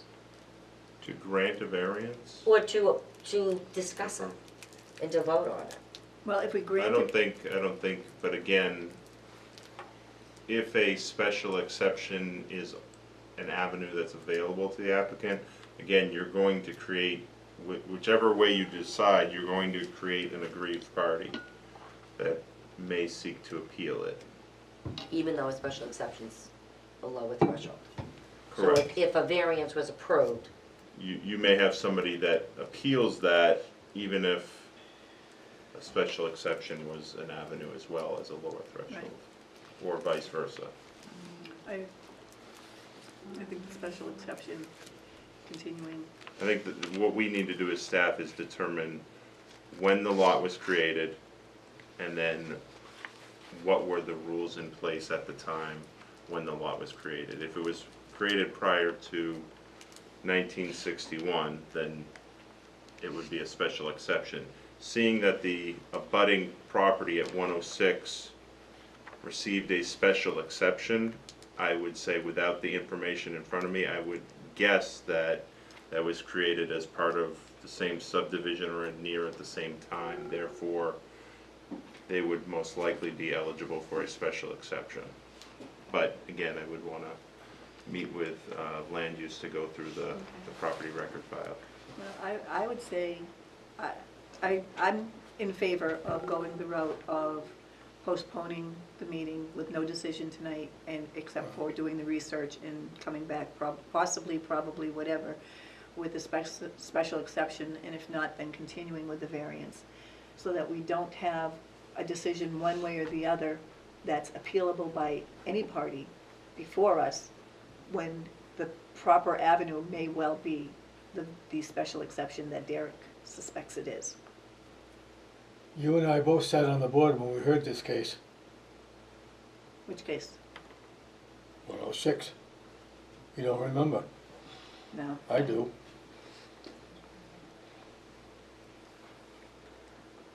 Please. When was that House bill? 2015, 2015 is when the board 106 granted was? the Yeah. special exception. Okay. Wait. Oh, all right, never mind. The Denise, I think either way, this is at least a next month decision at minimum. So I don't think I don't see it that way, but that's Well, okay. wait, That's can you okay. explain to me why? Because I don't understand why, like, Why don't you make a motion? I'll second it. well, I don't understand. Okay, let me have some, I'd like to go through things, because I did take some notes in the conversation, and I want to make sure I have taken things into consideration. If this, I'm just trying to make sense of this. If we had sewer down there, they could put an 8-unit building on this lot. So as far as density goes, I don't think that's something that we need to talk about. If they were going into their setbacks, I have an issue with that. But they're not asking for anything else. All they're asking for is to put a single-family home. We don't have any jurisdiction on what's done with that home here. And they're gonna fit it on a piece of property that's gonna fit like everybody else in that neighborhood. I don't see an issue. I think, you know, I'm a big person when we're delaying people. And when we're delaying somebody, that this is not caused by a highly contested case or their error, I have an issue with that.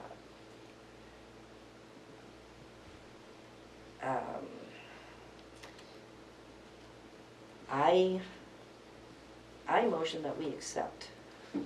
I'll make the motion and we'll see where it goes. Motion to what? I will tell you that in one moment. I'm sorry. Bear with me, get my notes together. I wasn't ready to do that, but. I grant one variance, because there's two. Variance to build a single-family home on an existing lot of 10,019 square feet, whereas 20,000 square feet is required. They had to follow all setbacks, and as represented here this evening. Second.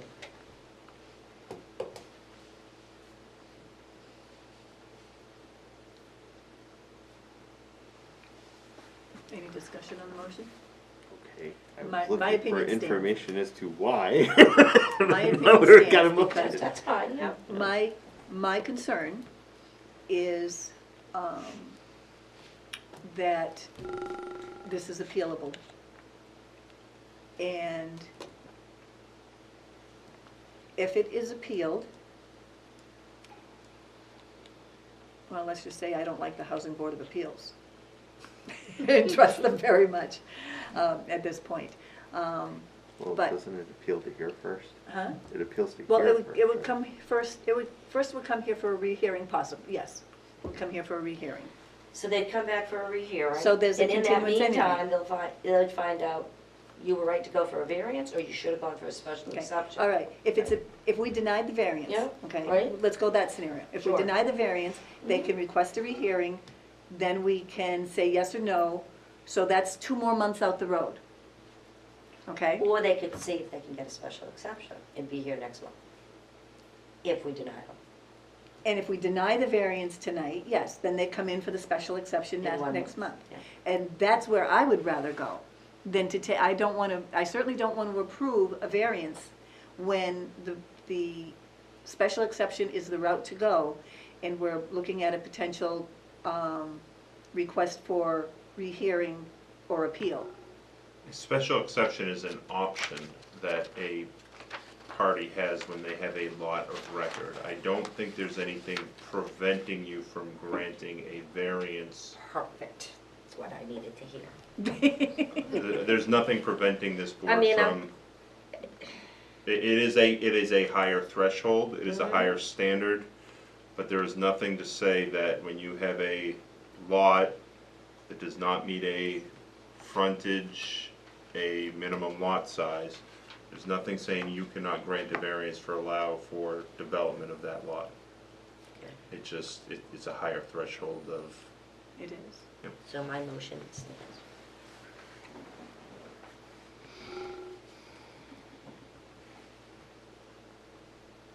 And your second stands. Yes? Okay, is discussion done? I will only offer the comment that I don't like making a decision when we haven't determined whether or not it's a grandfathered lot. Granting a variance doesn't It doesn't need even to be, require it. right? Are you saying instead of a special exception? I'd like all the information before I vote, that's,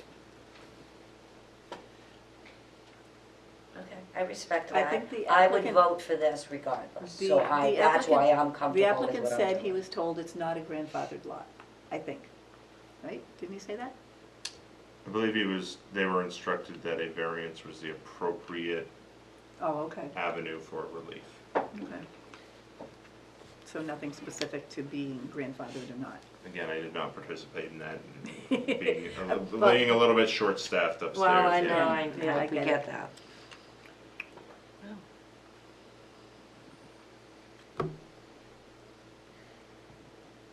Okay, are we ready to discuss some more or vote?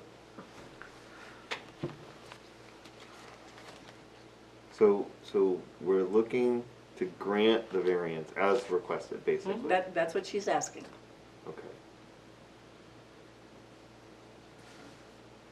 And for the reasons why, I stated. Right. I'm looking at the sheet of 5 that I was so nicely Yeah. given. You're welcome. Thank you. For the sheet of what? I have all the 5 criteria. Oh. right there. Yeah, and I used to use this that has for been every really case. helpful. Yeah, it's a good cheat sheet. It is. And I think that Where's the mine? spirit of the ordinance is questionable. Granting the variance would do justice, I do think that. I don't know about the surrounding properties not being diminished.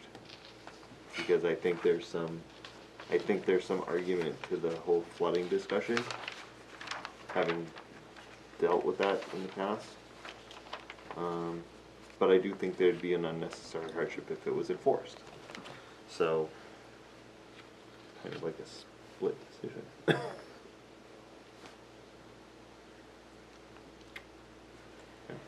Well,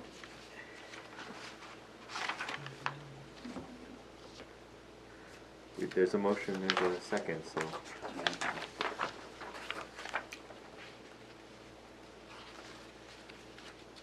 I just want to ask.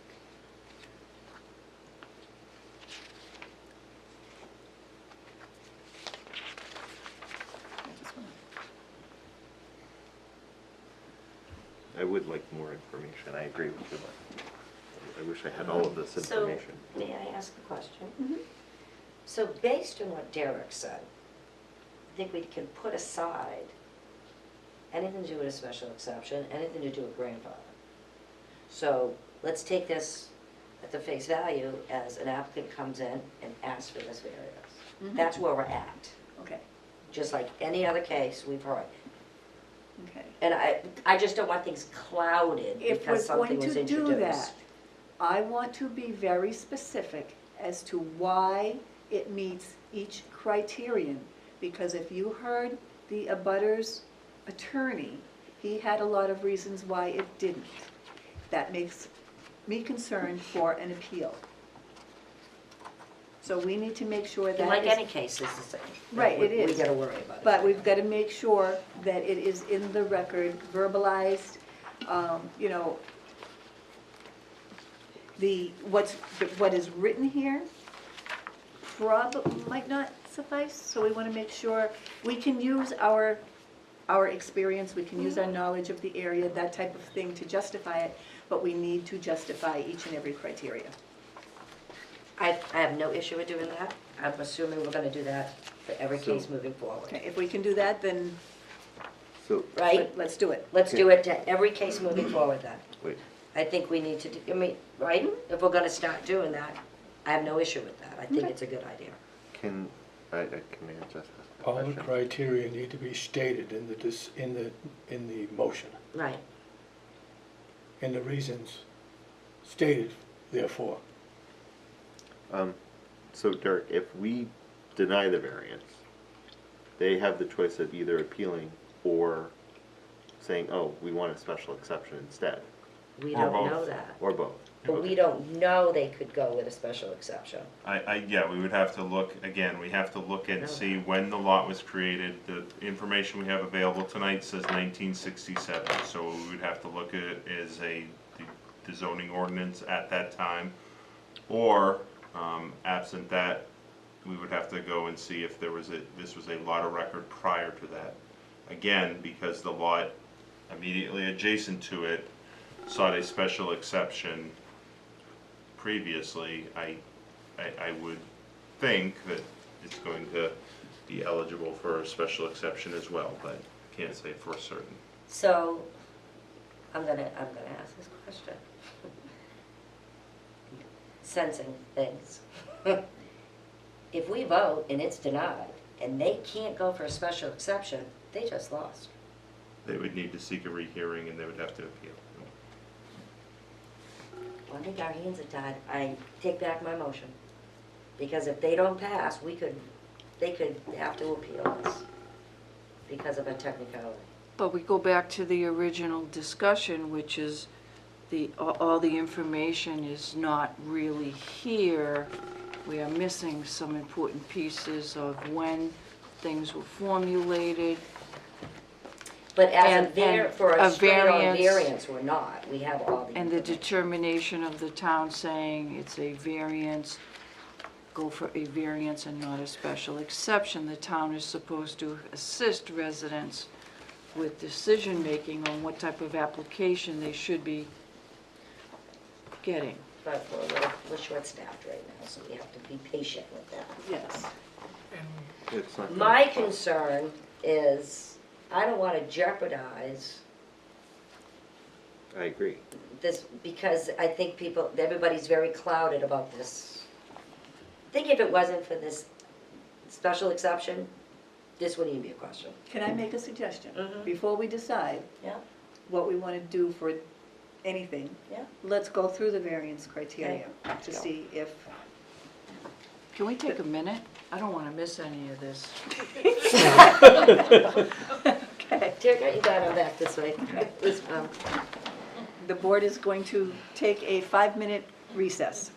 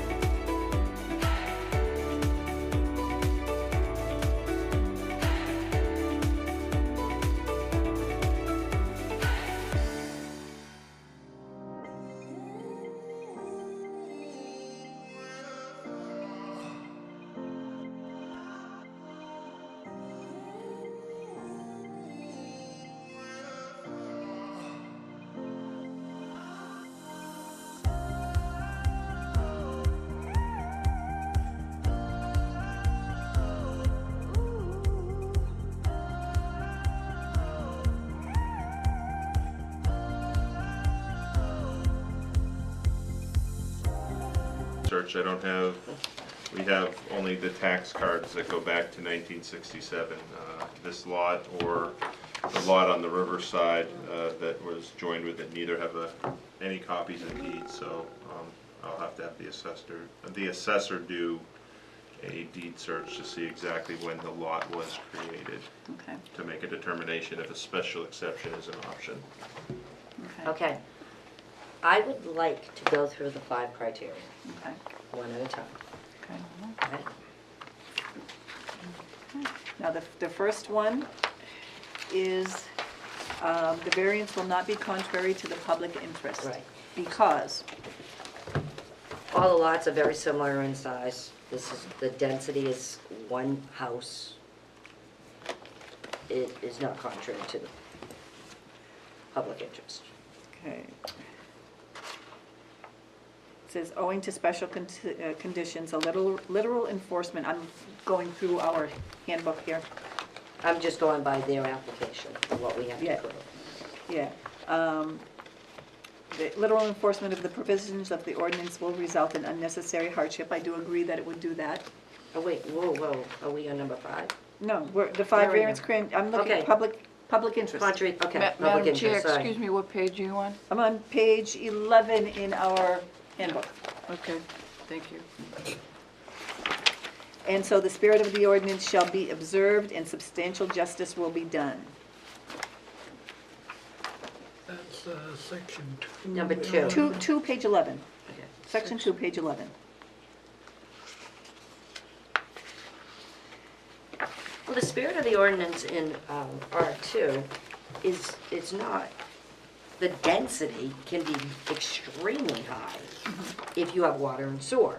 Now, obviously, the reason that there's not that density on a lot this size is because of you have to put a septic system. But if they had sewer, they could put a lot of building there. Yeah, but they So- don't have sewer, so I don't want to what So the if. spirit of the ordinance for density, I think it meets that, because it's Yeah. only one house. Well, if you look at the table of dimensional regulations in section 4.3, under high-density R2, if it has either or, Yeah. water or sewer, if it has 2,000 square feet, 20,000, 20,000, that's what I mean, I'm sorry. I know. You can have 4 dwelling units. correct. And so this is 10,000 square feet, so it would still, I mean, if you do the math, And so the spirit is being, we're not going contrary to the spirit of the ordinance. Right, Madam Chair, what page are you on the second?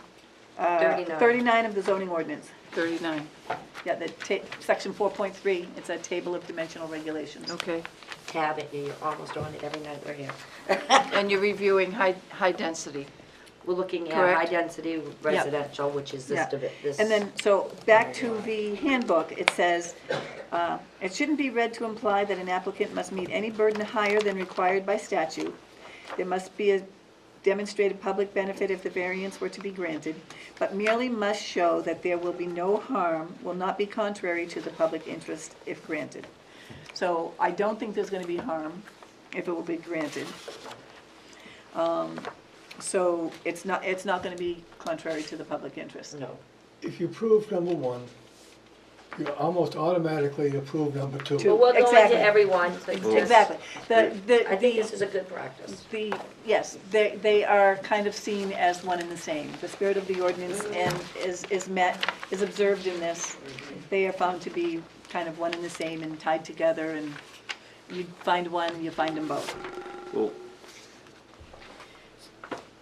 Can we go to the third one? well, I Granted- would say oh, for sorry. contrary to the public interest though, there is a neighbor who does feel that it would be. Yeah? And I don't necessarily think that that should be discounted. I certainly don't discount it, but it's not the general public. That's, right. Okay. As stated by their abutter, they're worried about traffic, they're worried about their privacy on a small lot, come on. They're worried about the value, decrease in value of their property. Highly unlikely. And then Well, I think developing the property is going to increase the value more because you're gonna have a newer home which will in turn affect the property. And having a developed lot versus a lot that's storing a bunch of trailers, and who knows what else could eventually go on there, True. is going to add to the neighborhood, be better for the neighborhood. Oh, I'm sure.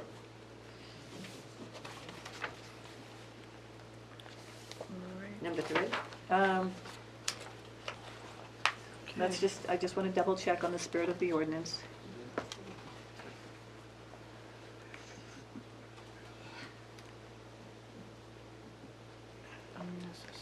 Yeah, it's still the same. It says when deciding whether or not a variance will violate the spirit and the intent of the ordinance, we have to determine the legal purpose of the ordinance that it serves and the reason it was enacted. And so, yes, I agree that it does meet.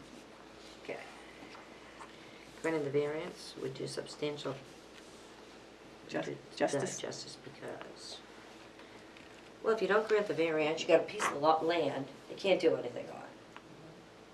That's gonna be appealed. That's a bigger hardship That's to the yeah, applicant. And that is a guarantee appeal. That's, Right, I mean, they have a piece of land, they bought the piece of land in the 60s. They didn't, it's not like they're creating a new lot. right. This is a standing lot.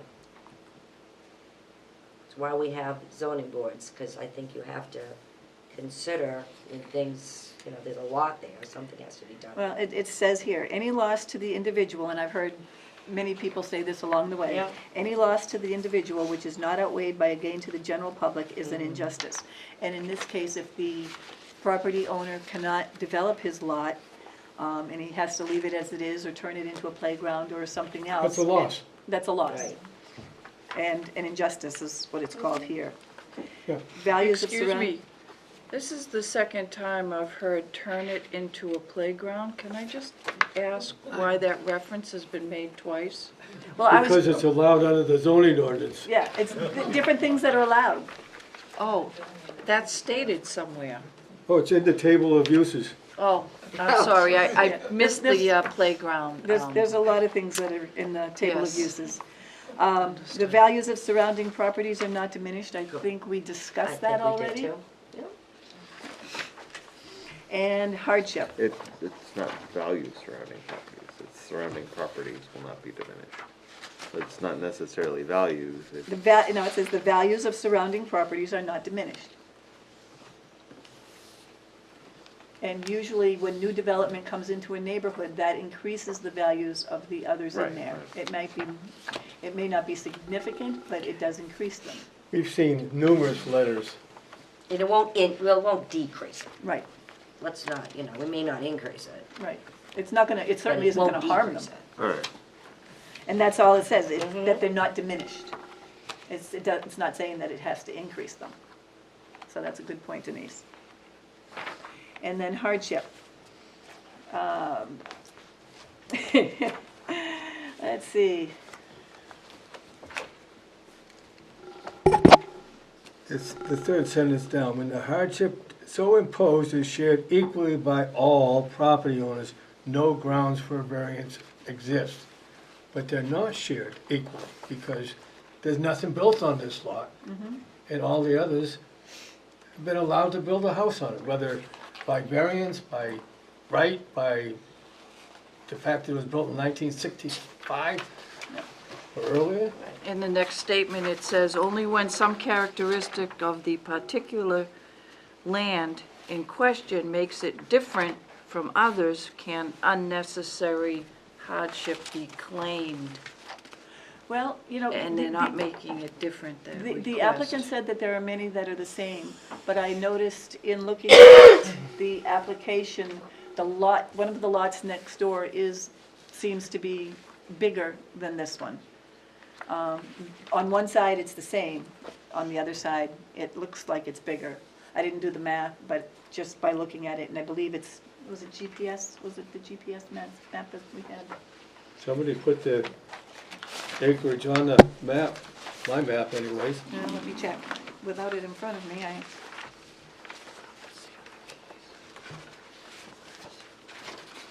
see. Well, lot 104 is 100 by 100.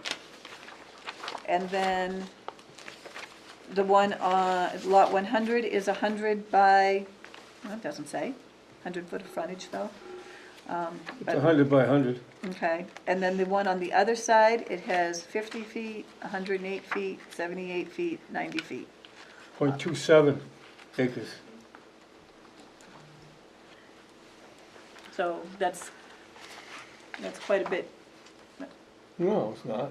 These are .23. Oh, This is, .27, I thought you said 2.7. Oh, Yeah. no. Yes, 'cause- .27. yes, yes. That's just what's written on my map. that I did think it. if you don't meet the criterion one, the hardship, you go to 2. The proposed use is reasonable 1 because. That's where I'm gonna go on this one. Yes, that's true. And because the lot isn't really different, I'm going with this, and it's the surrounding, the whole neighborhood is very similar. Yeah. I'm sure it's nice to have a nice wooded lot that nobody uses, but that's Everybody not parks their boat and their trailer on it. right. Their right is to be able to utilize this piece of property. What are the special conditions of the property? Because B does still require special conditions of the property. It's, wasn't developed in the 50s. When it, or the 60s when Now, it in was here it allowed. says it's a subjective judgment, of course. But it includes, presumably it includes an analysis of how the proposed use would affect neighboring properties and the municipality's zoning goals generally. It clearly includes whether the landowner's proposed use would alter the essential character of the neighborhood. I don't think it would alter the essential character of the neighborhood because the neighborhood is a dense neighborhood. It's not going to, impact that. And They're all in the floodplain. they're all in the floodplain. A lot of the lots at the same size, or close to the same size, 2.3, 2.7. And it still meets the zoning goals that, in general, that are in this book. Oops, not this book, this book. Correct.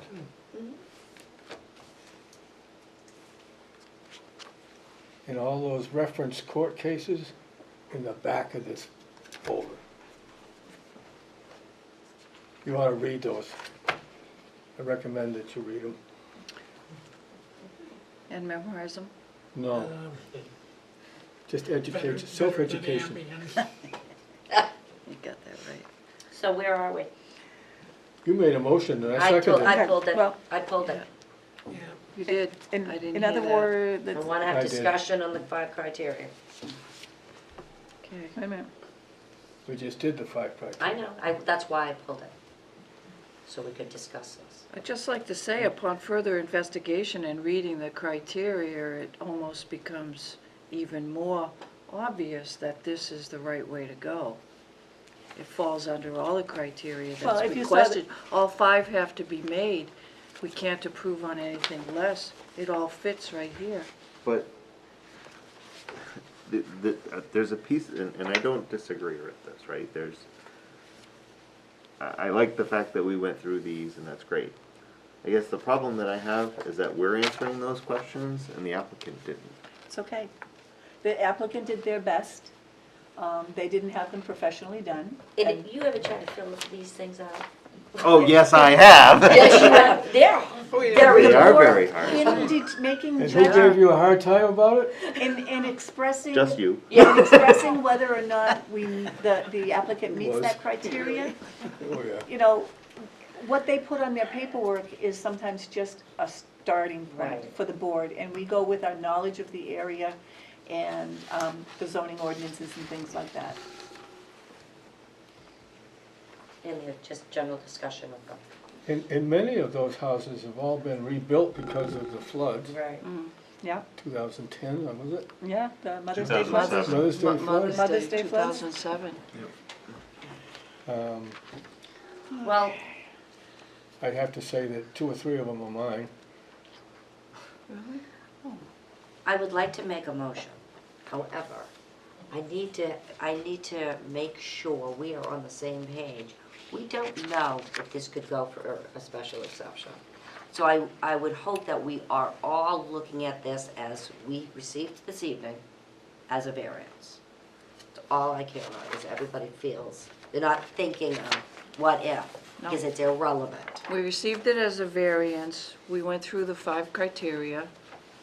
We all have made comments, many of us, on the 5 As long criteria. as that's not shadowing And anybody, moving I'm forward. going to make a motion. No oppositions to them. Because it's a harder thing, it's nothing, it's a choice for them. Correct, Derek? Yes. That they do a variance. Did they understand the choice? Can we ask them that, even though we've closed? Potentially, they may not have, again, because normally, I would advise somebody to seek out a special exception before they seek out a variance. Can we ask them that question if We it's can their call them back to decision? ask them, right? We can ask them Think- that. I believe Should reopen residents public always need to session. be guided. No one from the public has left, so I think that Okay. You want to come back up? Yes, yep. So when I came to town hall, that's what we were looking for. And I didn't get that, oh, it's not grandfathered or anything else, because that's what our belief was the whole time, that spec in the 60s when the lot was there.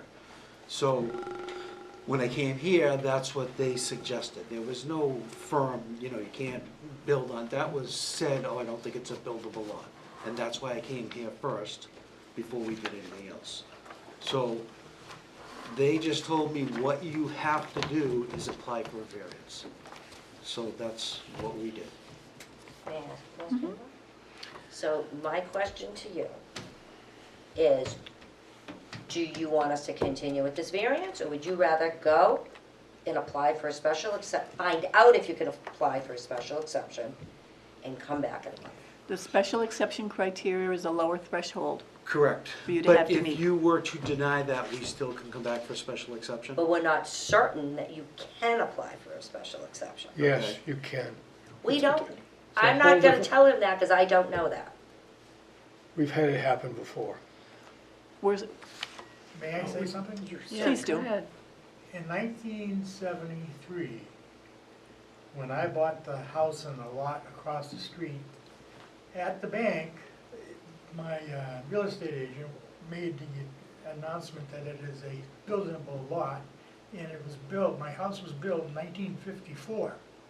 That's what the bank account, Amscape Bank said, my house, so I figured all along, and everything I ever seen in the record said it was built in 54, not 57. The lot was attached to the house in 54. Just had to let you know.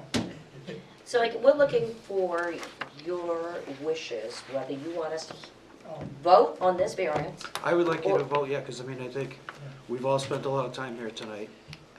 And I would think that you've gone through your list of 5s. I think everybody's in agreement with meeting all of those. Derek, do you see any issue with this? No.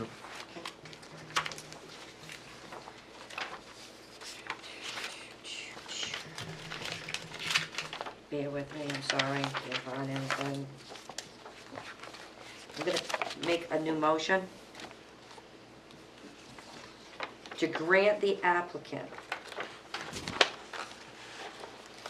one, that we still haven't even talked about the second variance. oh my goodness. To grant the variance to build a single-family home on an existing lot, which has approximately 10,019 square feet, whereas 20,000 square feet is required. All lot lines are to be met as represented here this evening. Can we add to that? You certainly can. Condition that the NHDES shoreline permit is obtained and the Correct. structure built will meet all state and local building requirements associated with FEMA and is outlined in the flood hazard district of the Goffstown zoning ordinance. Thank you. Okay, do That's the motion. we have a second? I'll second it. Okay, we have the motion to approve, we have the second. All in favor? Aye. Any against? No. I would like to make one quick comment, And out of line. Yeah, go ahead. And any abstaining? Okay, so that motion carries. I feel, I'm sorry, but I have to do this, that you guys have always gotten along. Maybe the two of you can get together, so the house isn't put really close to them. I'm sure they'd appreciate that. Yeah, Have a well, good there's a- civil conversation. Correct. Make me There's a proud. tree line that obviously now is Yep. all gone, you know what I mean? I'm not, But- it's not We're- it's not a regulation. No, I It is understand just- that. You've Right. always gotten along. Yep, no, we just, and And we they were want it to be a nice, private they lot were as well, concerned so we're and, not you looking know. for it to be, go in and mow everything down, I can't stand that, so there will be a privacy curtain. So it'd be of nice if you trees. had a conversation. Okay, Absolutely. Not that it's my business, but. we have one more variance to, I would say that your addition of the motion regarding the flood hazard district, that's section 13.2.12.2 deals when somebody wants an actual variance from a specific provision of our flood hazard district. oh, okay. As there, have you looked through the flood hazard? So I lived there, and we went through the flood, and So we you- lifted up the house, and and we put put the the vents windows on in, and exactly. everything? So Okay. building a new house would be the same exact thing, because the Okay. house has to go up to a certain level, It so does. that it's out of the flood zone. Oh, really? You'll Yep, have to and go then through the we have to building put the windows in inspector so for all that that. Yeah. Fun Okay. stuff. So that's incorporated into the first motion? Yeah, I think you did indicate that they would need to meet the Yeah. flood hazard, So we're done? yes. Okay. You guys work this hard all night, every week? No, That was a tough one tonight. Thanks for all your not for help. free. Thank you for your patience. Appreciate it, thank you. Live entertainment, so much better than TV. Okay.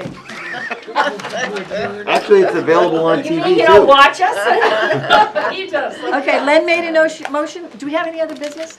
No, you do not have any other business. Patty reminded me that she took the picture of the board already, so. Yes. So you Okay, mean Len I made wore the this motion shirt to for adjourn. nothing? Do we have a second? Aye. Aye. Everything's Yeah, good. you'll receive a notice of decision and then you can